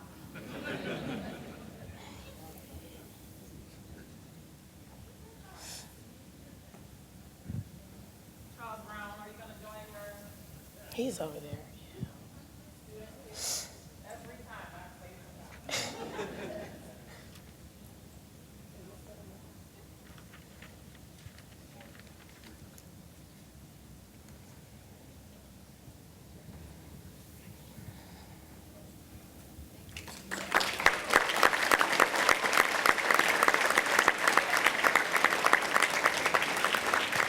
So I'll jump right in as we come to a close. Some of you may know that the conference will be in Chicago next year. So we've been working really heavy with the Chicago team to develop the brief. And as many of you may or may not know, we released the brief a year in advance so that the students have ample time to prepare for the competition and get their materials ready for the next year. So students, you guys will be hearing from your liaisons who are here, and you'll be hearing from us, and we'll give you guys the brief, the full brief on it. But just as a slight intro, I'm sure the Chicago team has more to share about everything with the conference next year. But it's the Woodland Gateway Transit-Oriented Design Project, and it will be I think it's a couple blocks away from the Obama Presidential Library site. So look forward to that. And that pretty much concludes our presentation. We hope you guys come back next year. And we'll see you in Chicago.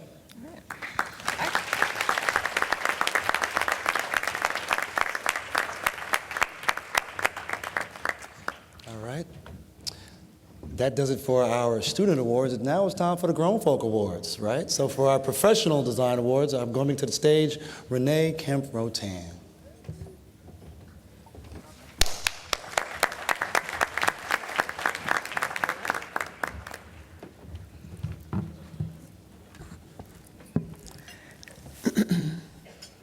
Know, beloved, that all in the room are winners. If you are in architecture school and can endure the rigor, you are a winner. If you have graduated architecture school and have found a job to pay your debts, you are a winner. If you own a firm and have kept it financially afloat, you are a winner. If you have professed truth to youth about the contributions of architects of color, such as David Hughes, FAIA, and MD Lee, with her international architecture competitions in Africa, you are a winner. If you've been tapped as the first woman dean of a school of architecture at an HBCU like Dr. Carla Bell at Tuskegee, you are a winner.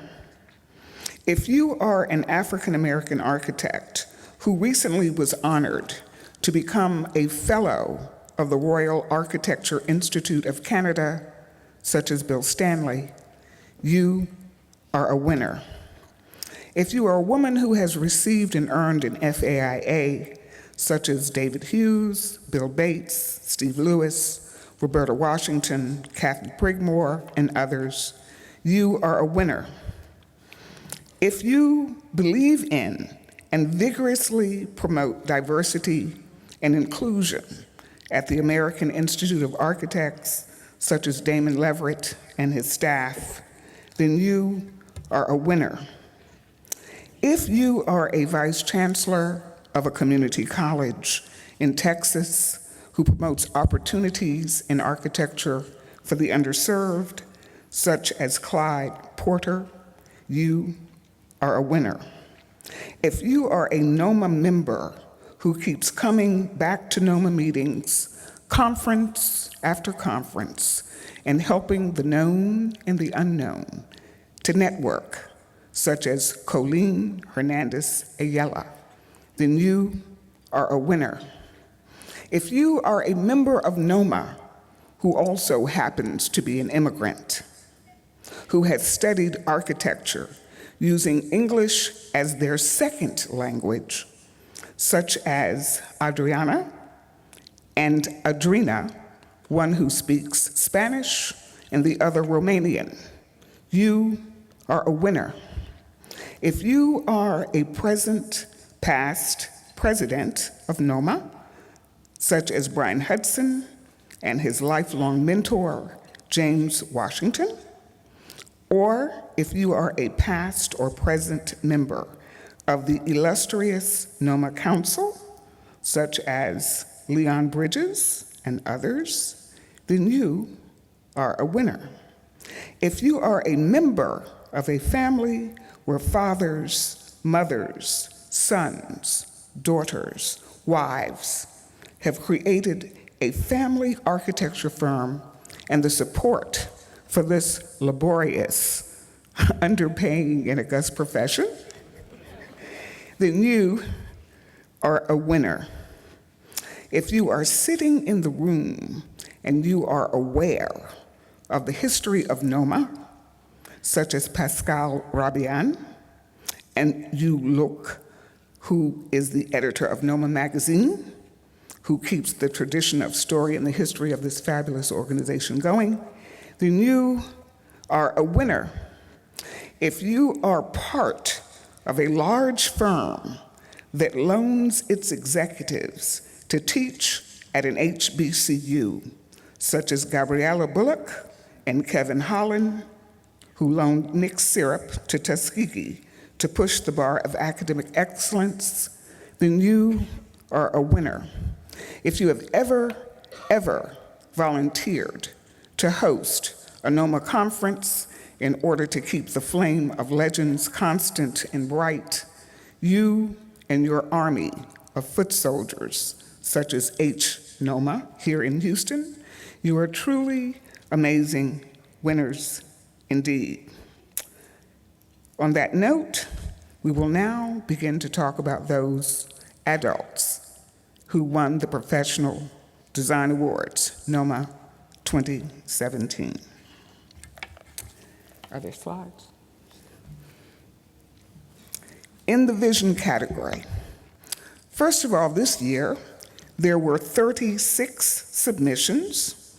So if you managed to stop everything you were doing to submit and compete for the NOMA Awards this year, then you already are a winner. In the vision category, well, maybe what I should do just for a second is mention who the judges were. Is Damian Hines here? Damian Hines was one of our judges, hailing from Houston, just back from 2 years in Myanmar. We also have Garfield Pert, VP Southeastern Region. Renee Kemprotan, yours truly, I was on the jury. And we also want to take this time to really give a big round of applause to Jamaica Sims, who was the jury advisor.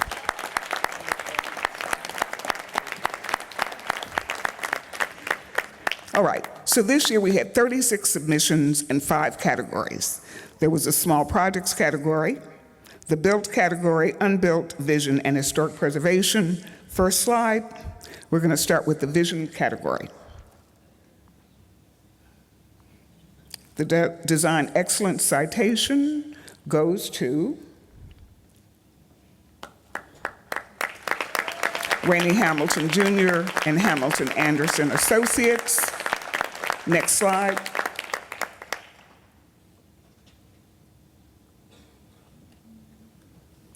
All right, their submission was called Missing Middle, Minding the Gap.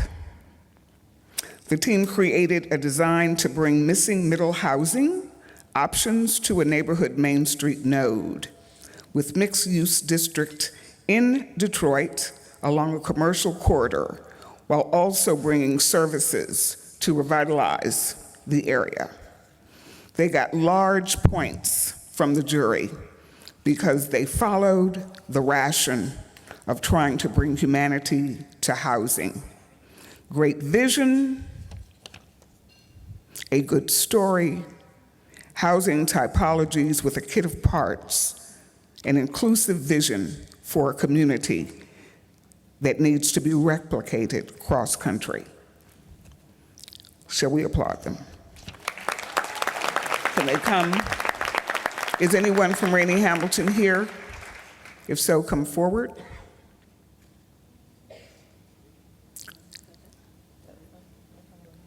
Quickly, quickly. More quickly. Run, skip.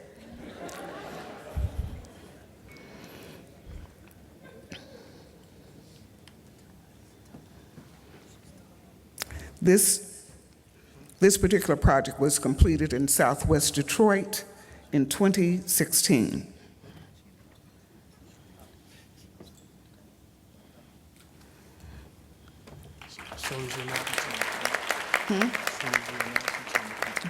As soon as I announce the name of the next firm, please come up, start coming towards the stage. Next slide, please.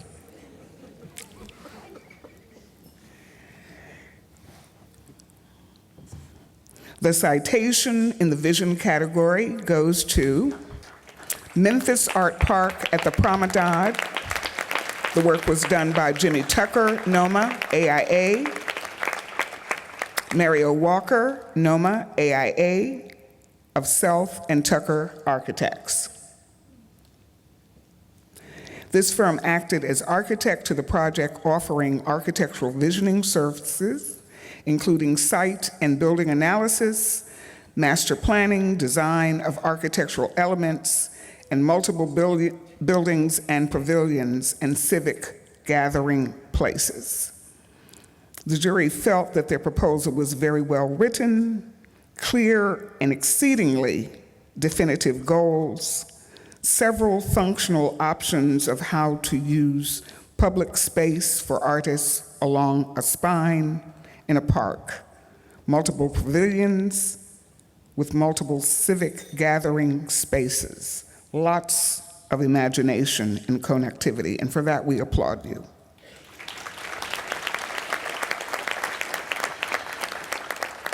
We applaud them for the spirit of true public space creation. Next slide. Next category, small project category. This is a new category for the NOMA Awards. Normally we have projects that are gigundous in scale. And this year we decided that we would accept nominations and submissions for the small project. The winner of the first small project category with a citation is, next slide,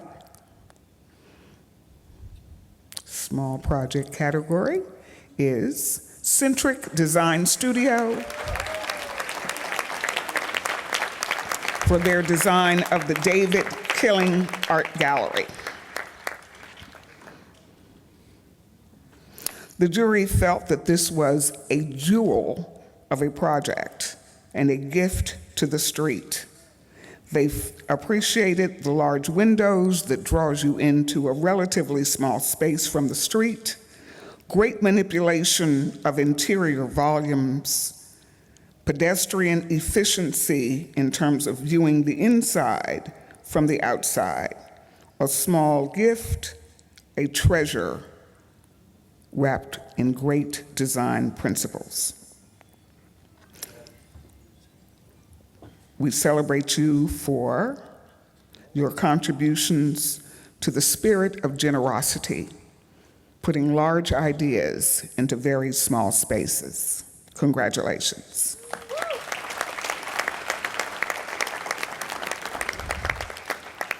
Our next category is historic preservation.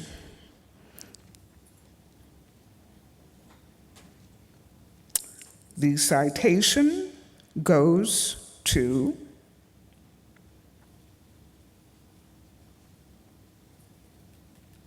Centric Design Studio.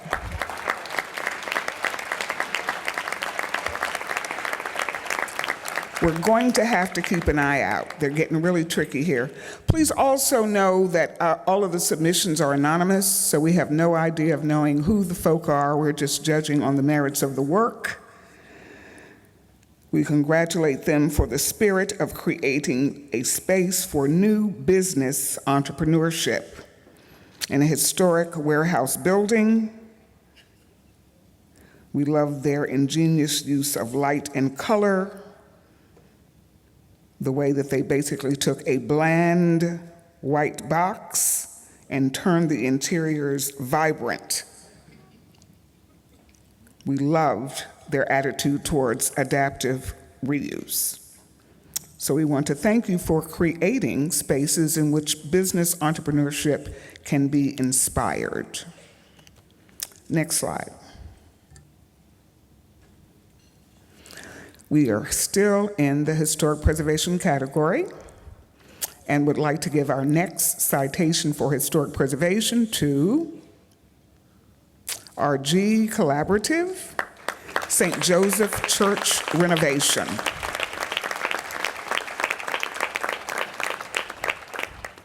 The firm is owned by Sanford Garner. The architect owner served as both the designer, the developer, architect of record, and construction administrator of the project. We loved this project. Sanford was able to create a beautiful space. We particularly appreciated that the owner was architect, the owner was developer, the owner was client. This helps to establish a new NOMA ideal where the architect can do more than one thing. It reminds us that it's not a bad idea to own something and then develop something.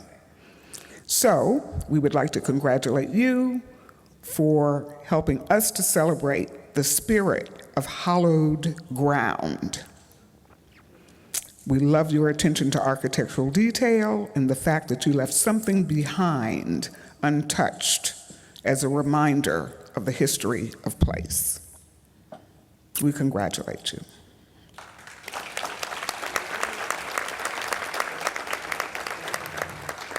Last but not least, in this category, let's see what the next one is coming up to make sure I'm following my leads. Oh, yes, Self Tucker Architects for Big River Crossing. Big River Crossing in Memphis, fantastic project. This was about bridge building, not the building of a wall, but the building of bridges. This was about new construction and also restoration. The goals of this project were clearly written and well defined, the connective tissue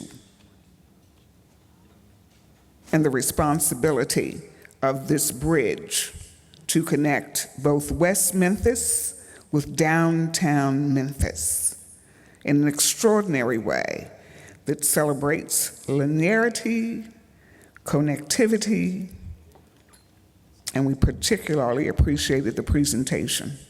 Well done. Lighting of this bridge was also one of the things that the jury appreciated. We got to enjoy nighttime views, so we were not just talking about the daytime use. Because this bridge was able to integrate two portions of a single city, both West Memphis and downtown, we're congratulating them for achieving the spirit of integration in architecture. Well done.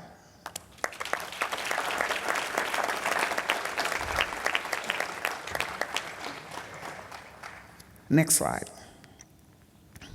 We're celebrating the Deluxe Theater of Smith & Company Architects right here in Houston, Texas.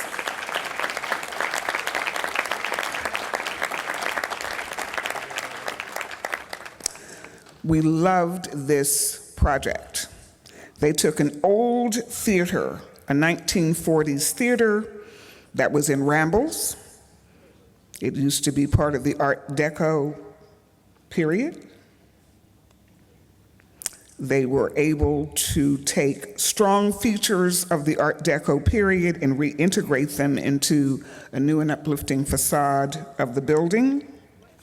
We particularly appreciated their strong collaboration between the City of Houston, Texas Southern University, and the 5th Ward Community Redevelopment District. This project was civic engagement at its best.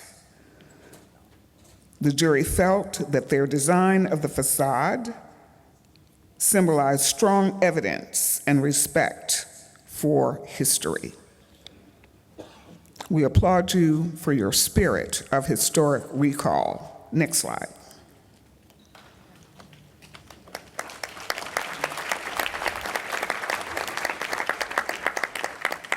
The Honor Award, which is the highest honor in this category, goes to Hamilton Anderson Associates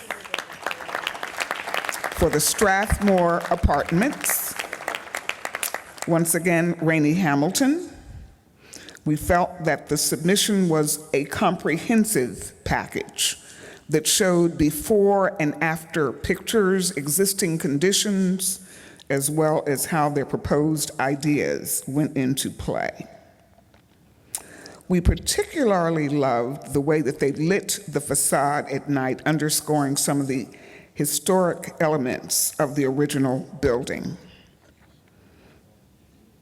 We also loved the comparisons of floor plans over time. This was one of the few firms that submitted a series of floor plans, 1930s, 1960s, and then the present floor plans. We also appreciated the sheer scale of the project verifies the understanding and ability of this firm to do excellent restoration. They make historic preservation look quite good. We felt that the facade and its lighting by night was the ultimate knockout punch. So we congratulate you for the spirit of grand restoration.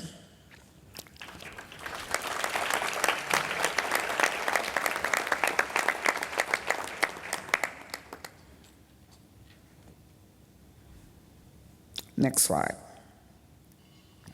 The unbuilt category.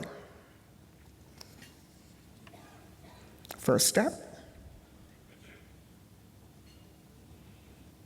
Design excellence citation. Goes to Hamilton Anderson.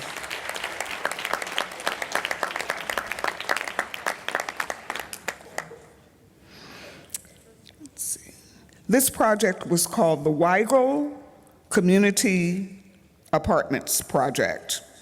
It was a response to an RFP, or request for proposal, issued by the City of Detroit to create a new mixed-use, affordable, and accessible housing project in a very popular portion or section of Detroit.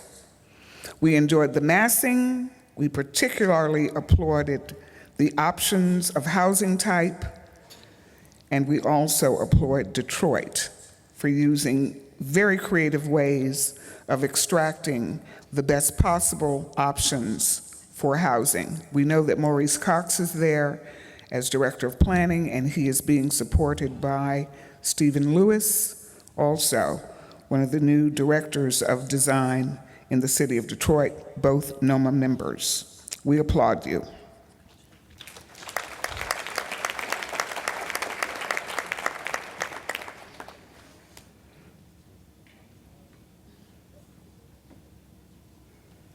The next citation goes to MWA Architects,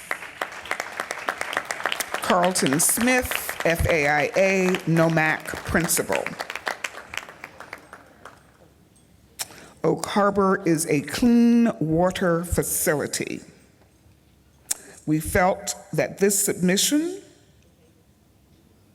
underscored the master planning and design abilities of this firm to take a relatively mundane building, such as a public works building, public works facility, and with their sleight of hand, this mundane building becomes a small museum that educates the public about the processes of creating clean water. We appreciated the massing and the siting of the building. And we also appreciated its proximity to the harbor.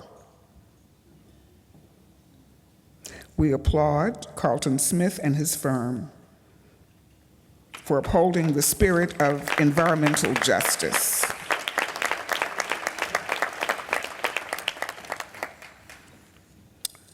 Next slide. This is the Design Excellence Award, and it goes to Dahlia Nduam, North Ridge Apartments in Accra, Ghana.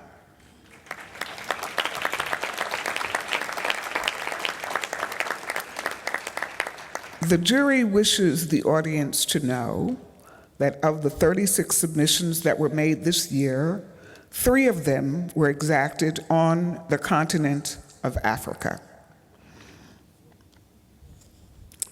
The jury particularly appreciated the distinct manifestation of traditional aesthetics in form, imagery, pattern, and space. The forms were derived from culturally historic origins. We also appreciated the fact that this honor award winner included research of architecture in Africa, in drawings and in words that informed their theory, their process, and their evolution of design thinking as concerns the final structure, materials, color, and form. We applaud them for maintaining a spirit of African tradition when it comes to the aesthetic.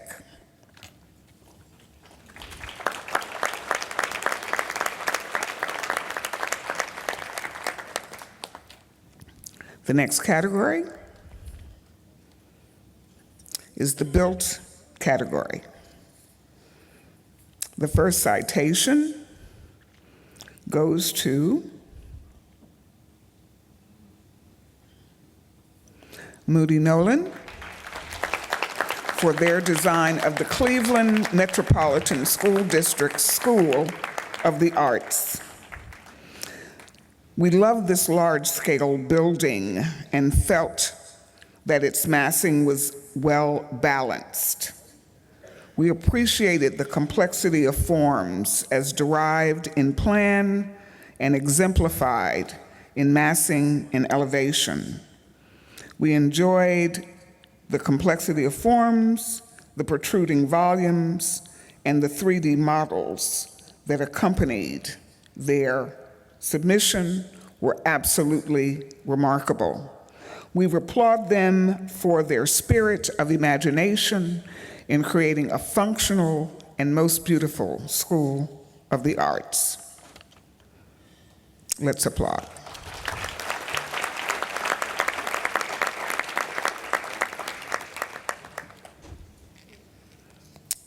The next project, Design Excellence Citation, goes to Self Tucker.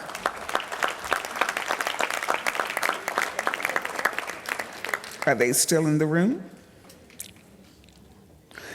Self Tucker.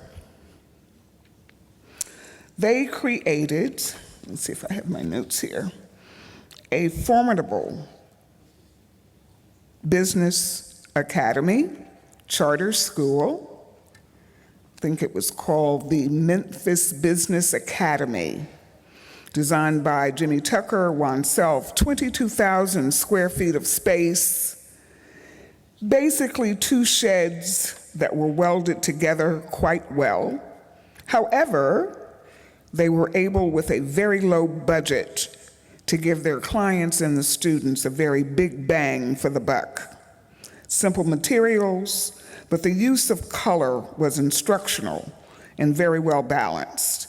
The interior space is well articulated, a fun place to come live and learn during the school day. We applaud them for their spirit of academic engagement and academic excellence in the creating of learning space.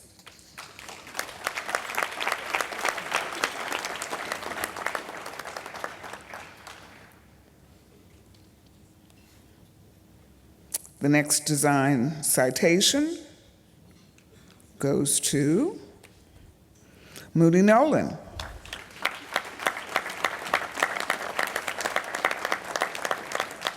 For the Columbus Metropolitan Library in Ohio. This library was applauded by the jury because of its noble form, its use of glass to connect the inside and the outside of the interiors. It's a 19,000 square foot building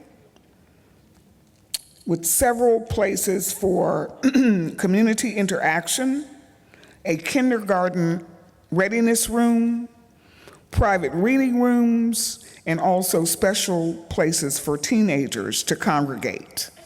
Large clerestory windows that filtered soft light from the north. It was designed in partnership from several neighboring schools. So we applaud them for upholding the spirit of community.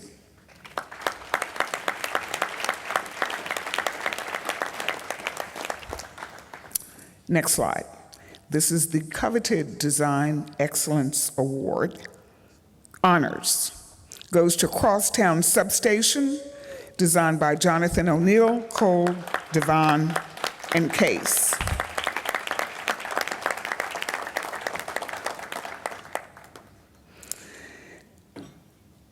This project, what was once an eyesore at the corner of 18th and Locust in Kansas City, Missouri, a once mundane building, a substation at the crossroads of an art district, now combines elements of public art, architecture, and kinetic-based visual arts, all in one place to bring beauty to a public works substation. We applaud them for their spirit of creativity in the face of mundane options. We applaud you.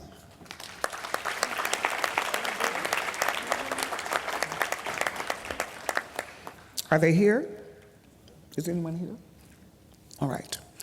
One of the things that the jury also wanted to add as we went through the 36 submissions, we wanted to suggest to the NOMA Council and to the officers that they continue to encourage submissions, particularly as our NOMA members create buildings in far-off lands. We also wanted to suggest very strongly that a new category be added next year, and that category we think very honorably should be considered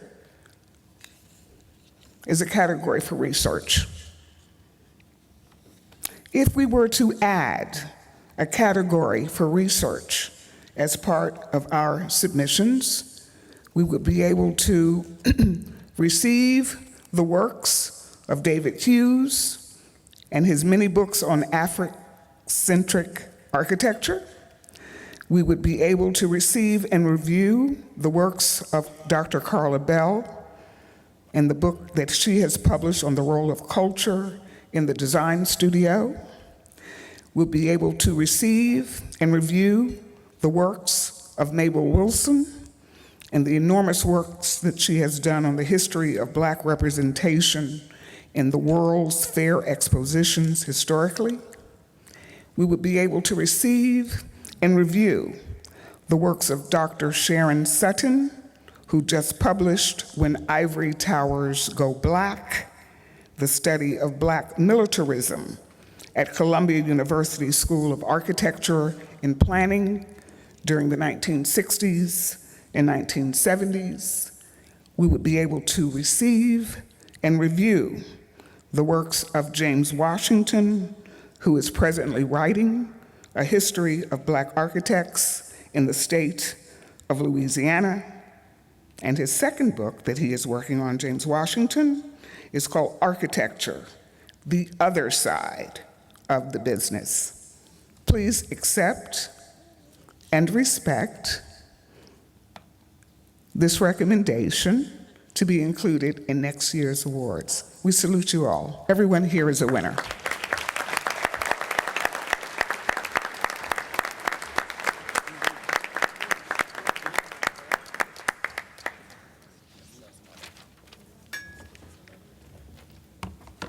We winding up. So, as we had our elections, we have board members that will be leaving their positions. So if I call your name, can you please come to the podium? Northeast Regional Vice President Crystal Satterfield. South Region Vice President Garfield Pert. And Andrea Vasile, our student rep. Victoria Acevedo is not here.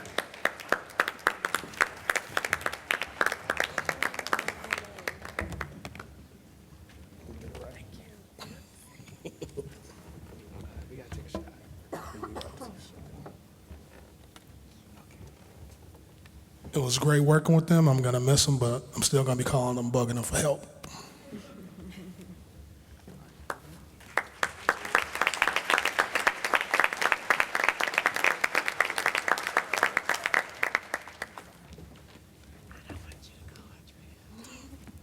She got to go. She got to go. And with that, I'd like to bring Antoine Bryant to the mic to acknowledge the local Houston committee.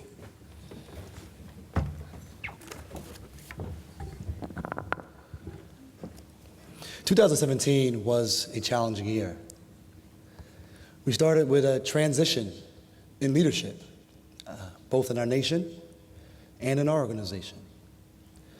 After a couple of months, we had the sudden passing of our co-chair, who was a very key member of our team.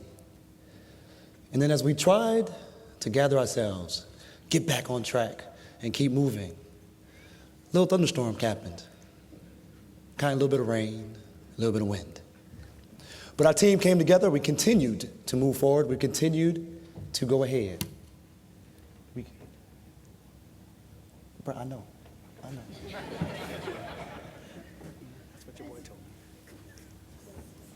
We had challenges of all kinds, clearly, but we continue to move forward. But even then, even though we had people asking us if we're still going to have a conference, even though people were calling from all over the country, checking on us, we came together as a team. We came together as a family. I want to have this time, and I'm going to move quick because I'm tired too. I want to recognize, and you could just raise your hand. We ain't got to do nothing fancy. You can just raise your hand, all right? But you need to go do what you do. Hurry up now. Thank you. I appreciate it. Terry Smith. Terry Smith is a friend of mine. He's my frat brother. He got on my last nerves most of the time. But he was a true friend throughout this entire time to help move this conference forward. Virgil Gay. Whenever you work with Virgil Gay, you're getting the Gay family. And so we appreciate Mr. Gay, his lovely wife Cynthia, for all their work with our exhibitors, with the colleges and universities. They've been tremendous in helping us to move forward. Felix Stargel, who many of y'all, you might have saw a little guy running around the whole time, ordering people around. People thought he was the conference chair. But Felix is an amazing young man. His wife was working with him many times. He even had his son running around doing things for us for free, so praise the Lord for that.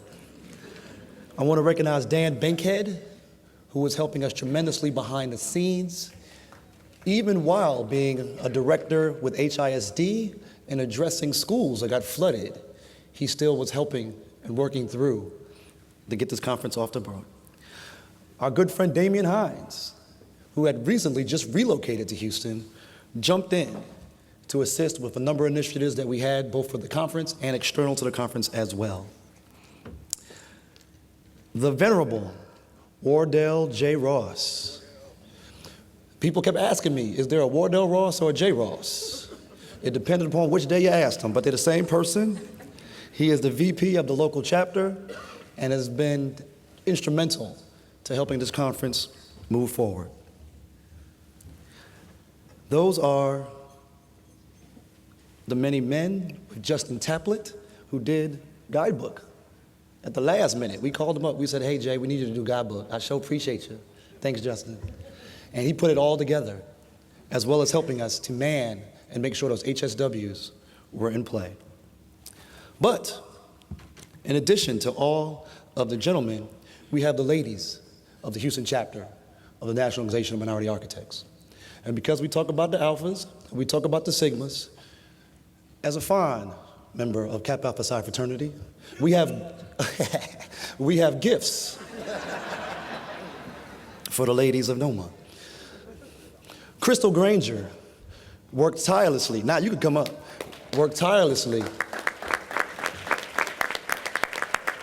on all of our transportation. We gave her a teeny weeny budget, a real small budget, but she worked on our tours, she worked on our transportation, and she had her daughter and son-in-law working for free on everything. So we sure appreciate Crystal Granger. Jamaica Sims. Jamaica Sims. Let me tell y'all, not only is Jamaica Sims a senior associate at Genesis Planning, she has been the secretary and done so much with our Houston chapter. She has served on a national chapter. She puts together all these slideshows. She does about 14 different things. I think she has a clone that she doesn't tell us about, but we truly appreciate all of the efforts of Jamaica Sims. We have Lucretia Jones, who I really don't want her to walk up because she's 12 months pregnant. And some of y'all know that when you walk, things happen. And my EMC certificate has expired, and I don't want no things to happen. Lucretia Jones made me feel old because we had a kind of reorganization and mixer last summer. And a young lady walked up to me and she said, "Hey, I know you." And you know, when a lady walks up to her brother and says, "I know you," it make you a little nervous because you're like, "Oh, Lord." And she said, "You were the liaison when I was a student." And now she married and old and got kids. So praise the Lord for Lucretia Jones. In addition, I want to take a brief time out because one of our team members also is the recipient of the Founders Award. The National Organization of Minority Architects created the Founders Award essentially to recognize the efforts, timeless efforts, of individuals that have contributed on and on and on for this organization. My good friend, Angie Gilmore, is the Founders Award winner.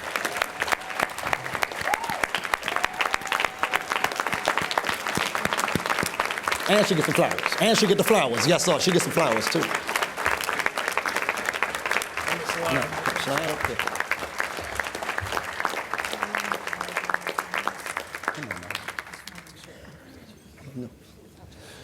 Not only has Angie been tremendous behind the scenes for our chapter, but she has been instrumental to this organization. For many of you may remember, it's 2003, 2004, Angie came to a conference. She said, "We need to do some more things with membership." And if anyone's been involved in NOMA, you know if you suggest something, you now become the director of it. Amen.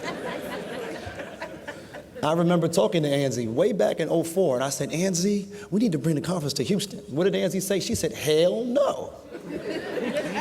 Every year, I used to bother Angie. I said, "Angie, can we bring the conference to Houston?" She said, "Hell no." And the thing is, for all of those that know Angie, know that that's actually the nice way she said it. I have never known a man nor woman that could conjugate the term MF better than Angie Gilmore. But I know that she loves NOMA and she fights tirelessly for it. I want to recognize my co-chair, Krista Stono. Krista, proud graduate of Prairie View University, and this is her very first NOMA conference. And as some of the people in this room know, sometimes there's no better way to get baptized into NOMA than to just work for it. She stepped in. She's a senior planner at the City of Houston. But one of the times we met while I was serving on the Planning Commission, and we got to talking about her design background. And we're really moving forward. She has some new designs about what she wants to do with her career. And it's my hope and dream that her time here at the conference has encouraged her to continue to move on. Last two people I want to recognize were not necessarily part of the NOMA local chapter, but were instrumental to making this conference a success. We had a national chair, Tyre Wynn.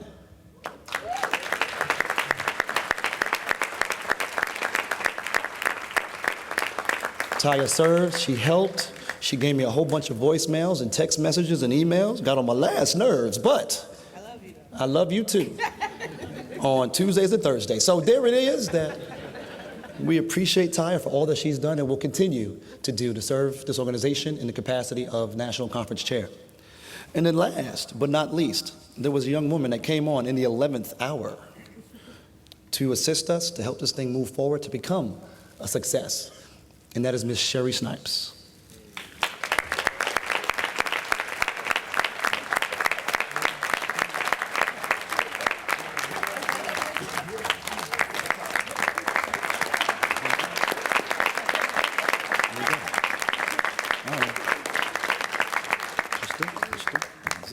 Jamaica, Lucretia, Taya, Sherry. Okay. Hold on, just hold that for later. Go on, we good. We good on the flowers. Just got a couple more things. First of all, y'all have no idea how good it feels to have this be over. I ain't gonna lie to you. But it has been, it's been a lot of fun. We really do enjoy it. I hope that you guys had a good time. Some of y'all really look like you did last night, I'll tell you that. But I want to end it with this, at least from Houston. See, we get it. Oh, H-Town understands. We get your need to create, to design the beautiful. The city is a no boundaries kind of city where the rules are simple. Design what you want, build where you want, whether in the wards or in the Galleria. Because here in Clutch City, we rally and come through. And where the yes we can is answered with yes we did. See, we do Southern hospitality with a trail mentality. We celebrate the draped up and dripped out. Beautiful. Food from every culture and nationality. We do handshakes and head nods of nearly every variety. We create art from modern to murals to the Manil. We're a bull riding, no bull taking, room for one more transplant kind of city. And if you've got something to bring it on. Bring your sound, your flavor, your talent, your hunger, your culture, your innovative energy. You know where to find us. Along Buffalo Bayou of the Lone Star, where diversity and simplicity shine, where blueprints and blue skies intertwine. Bring your boots, your heels, your J's, your flats, however you feel. Let Space City inspire you. To ignite, to awaken, to launch your ideas into courageous undertakings, systematic and organic, traditional and modern. We will not be categorized or pinned down. The city that John Chase helped build.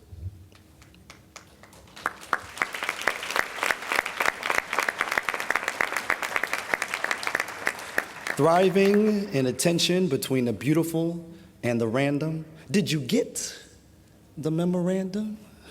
This is the city of creativity. This is the city where you belong. We hope you enjoyed Houston. We hope you enjoyed the multiplicity of the beautiful random. Thanks, guys.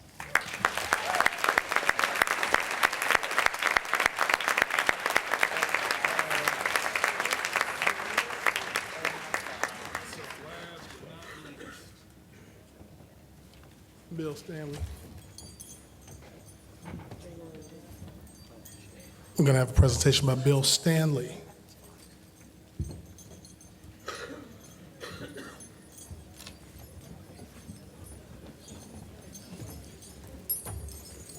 The hour is late.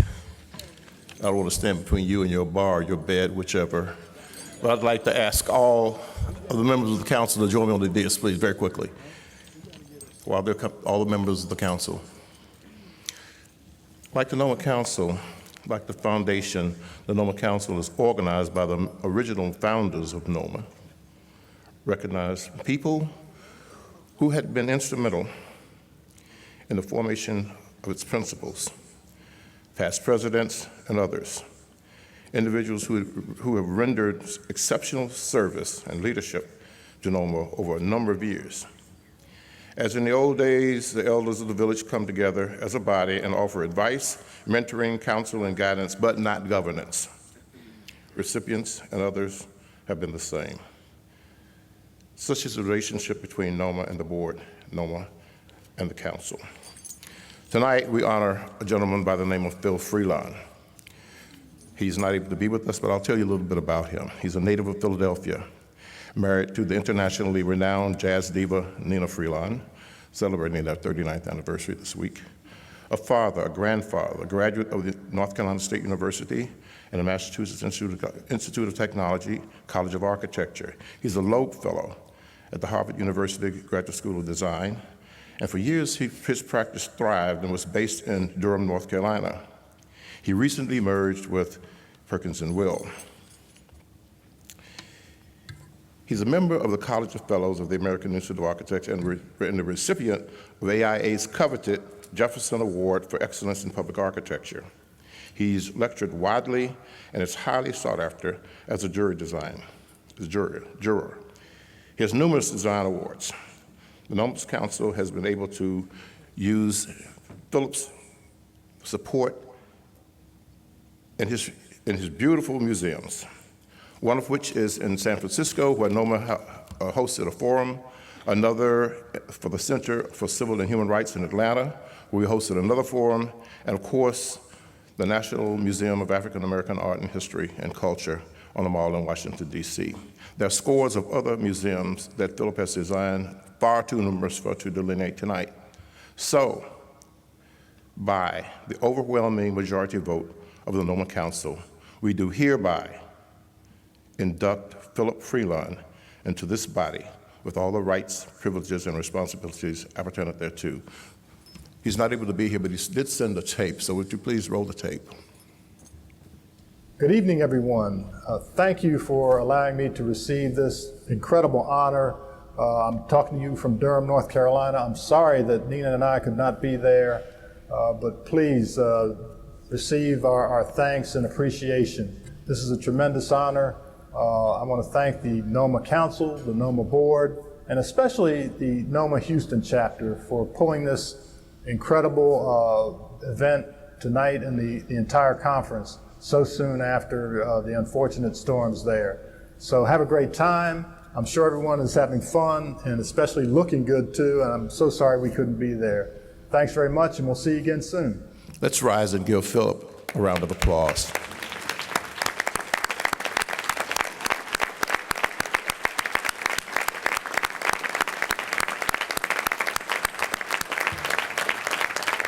Thank you.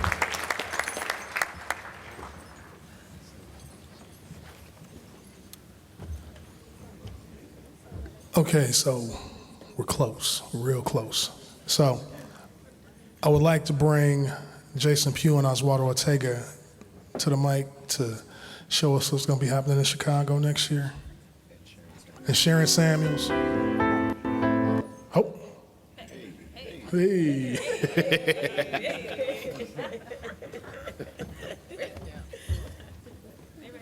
Right. Good evening. My name is Jason Pugh. I'm an architect and urban designer with Gensler based out of Chicago. I sit on the board as the Midwest Regional Vice President, and I am the 2018 conference chair for the conference next year. It's going to be in Chicago.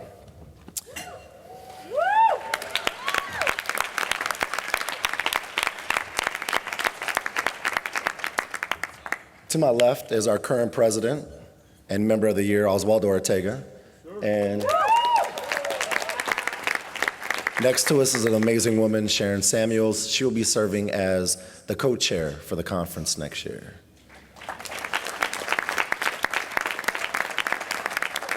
So before we talk about next year, really quickly, I just want to, again, acknowledge and appreciate the amazing work that the Houston chapter did this year. On the heels of a natural disaster, Hurricane Harvey, they put together an amazing conference. So can we all give them a round of applause?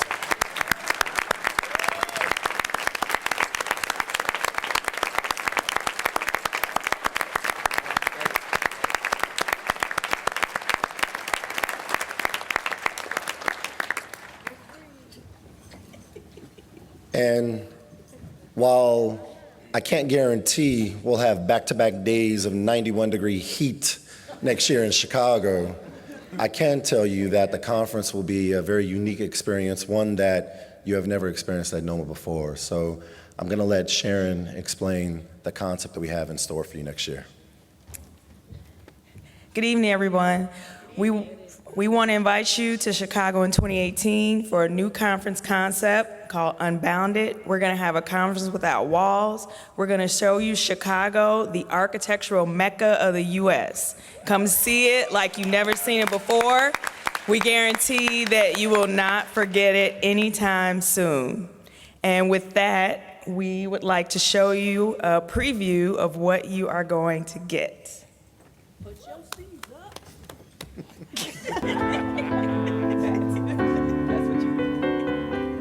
Welcome to Chicago, the birthplace of modern architecture. Let us show you the city that works and continues to be a leader in shaping the built environment.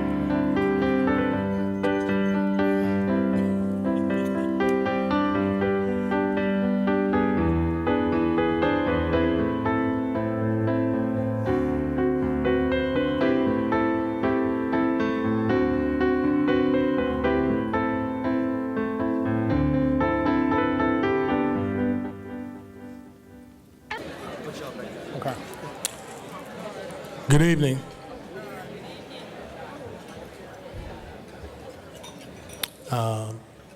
Glad to be here tonight. My name is Brian Hudson. I'm the current president for the National Organization of Minority Architects.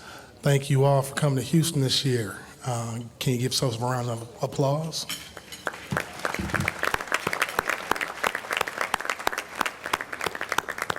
We're going to get the program started. And I'd like to do so by acknowledging that 2017 was a very strange year, sometimes traumatic.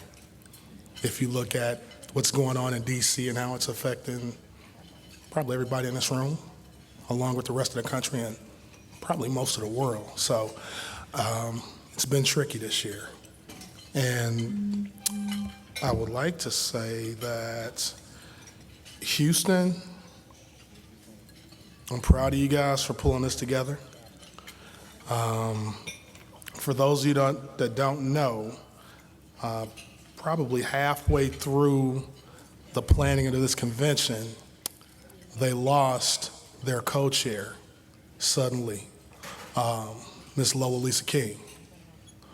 So I would like to acknowledge her passing. Okay. Good evening.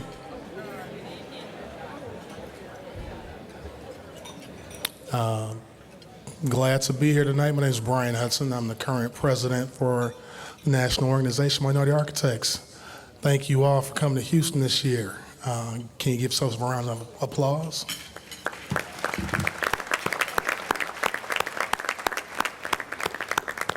We're going to get the program started. And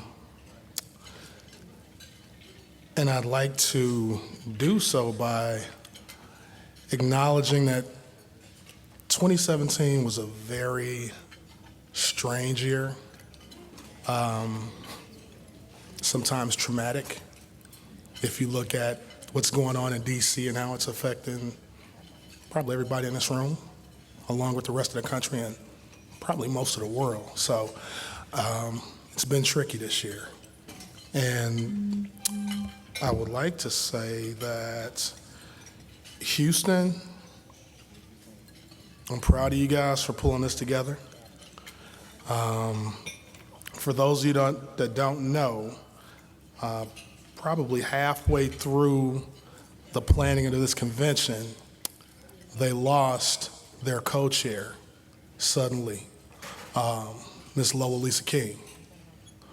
So I would like to acknowledge her passing along with Percy Griffin, Roger Lewis, and Francis Turner with a moment of silence.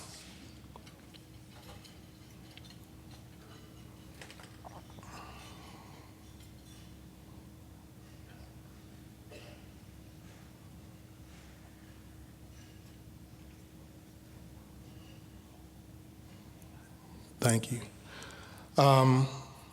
Again, this has been a very strange year. Are the students from University of Virginia here? Could you please stand?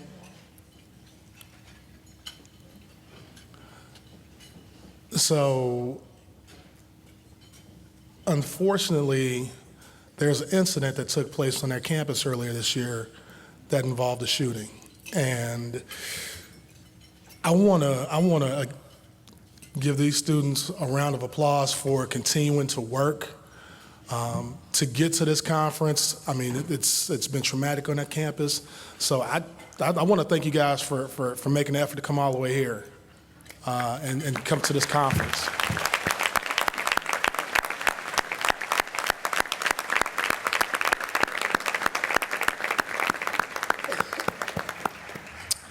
You can be seated. There are some good things that happened this year as well.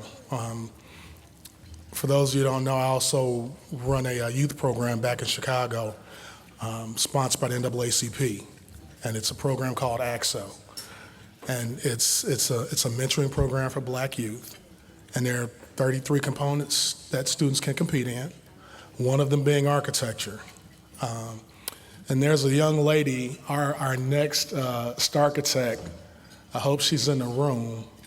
I had the pleasure of meeting her at the AIA convention in Orlando this year. And then I got a chance to see her compete and win a national gold medal in Baltimore later this summer.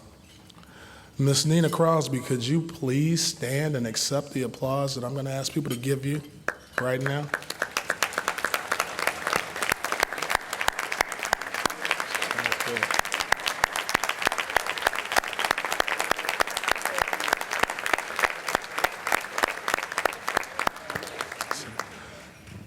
This young lady is a rising senior, but she put together, and I've been working with the architect students in this program for maybe 10 years, but she put together a program documenting a design for the Obama Museum or Obama Library in Chicago. She's from Maryland, but she had the savvy to do the research, do a model, do drawings, do renderings, even do a virtual reality video or model for the project. And I got a chance to watch her video today. So I know she's going to do great things.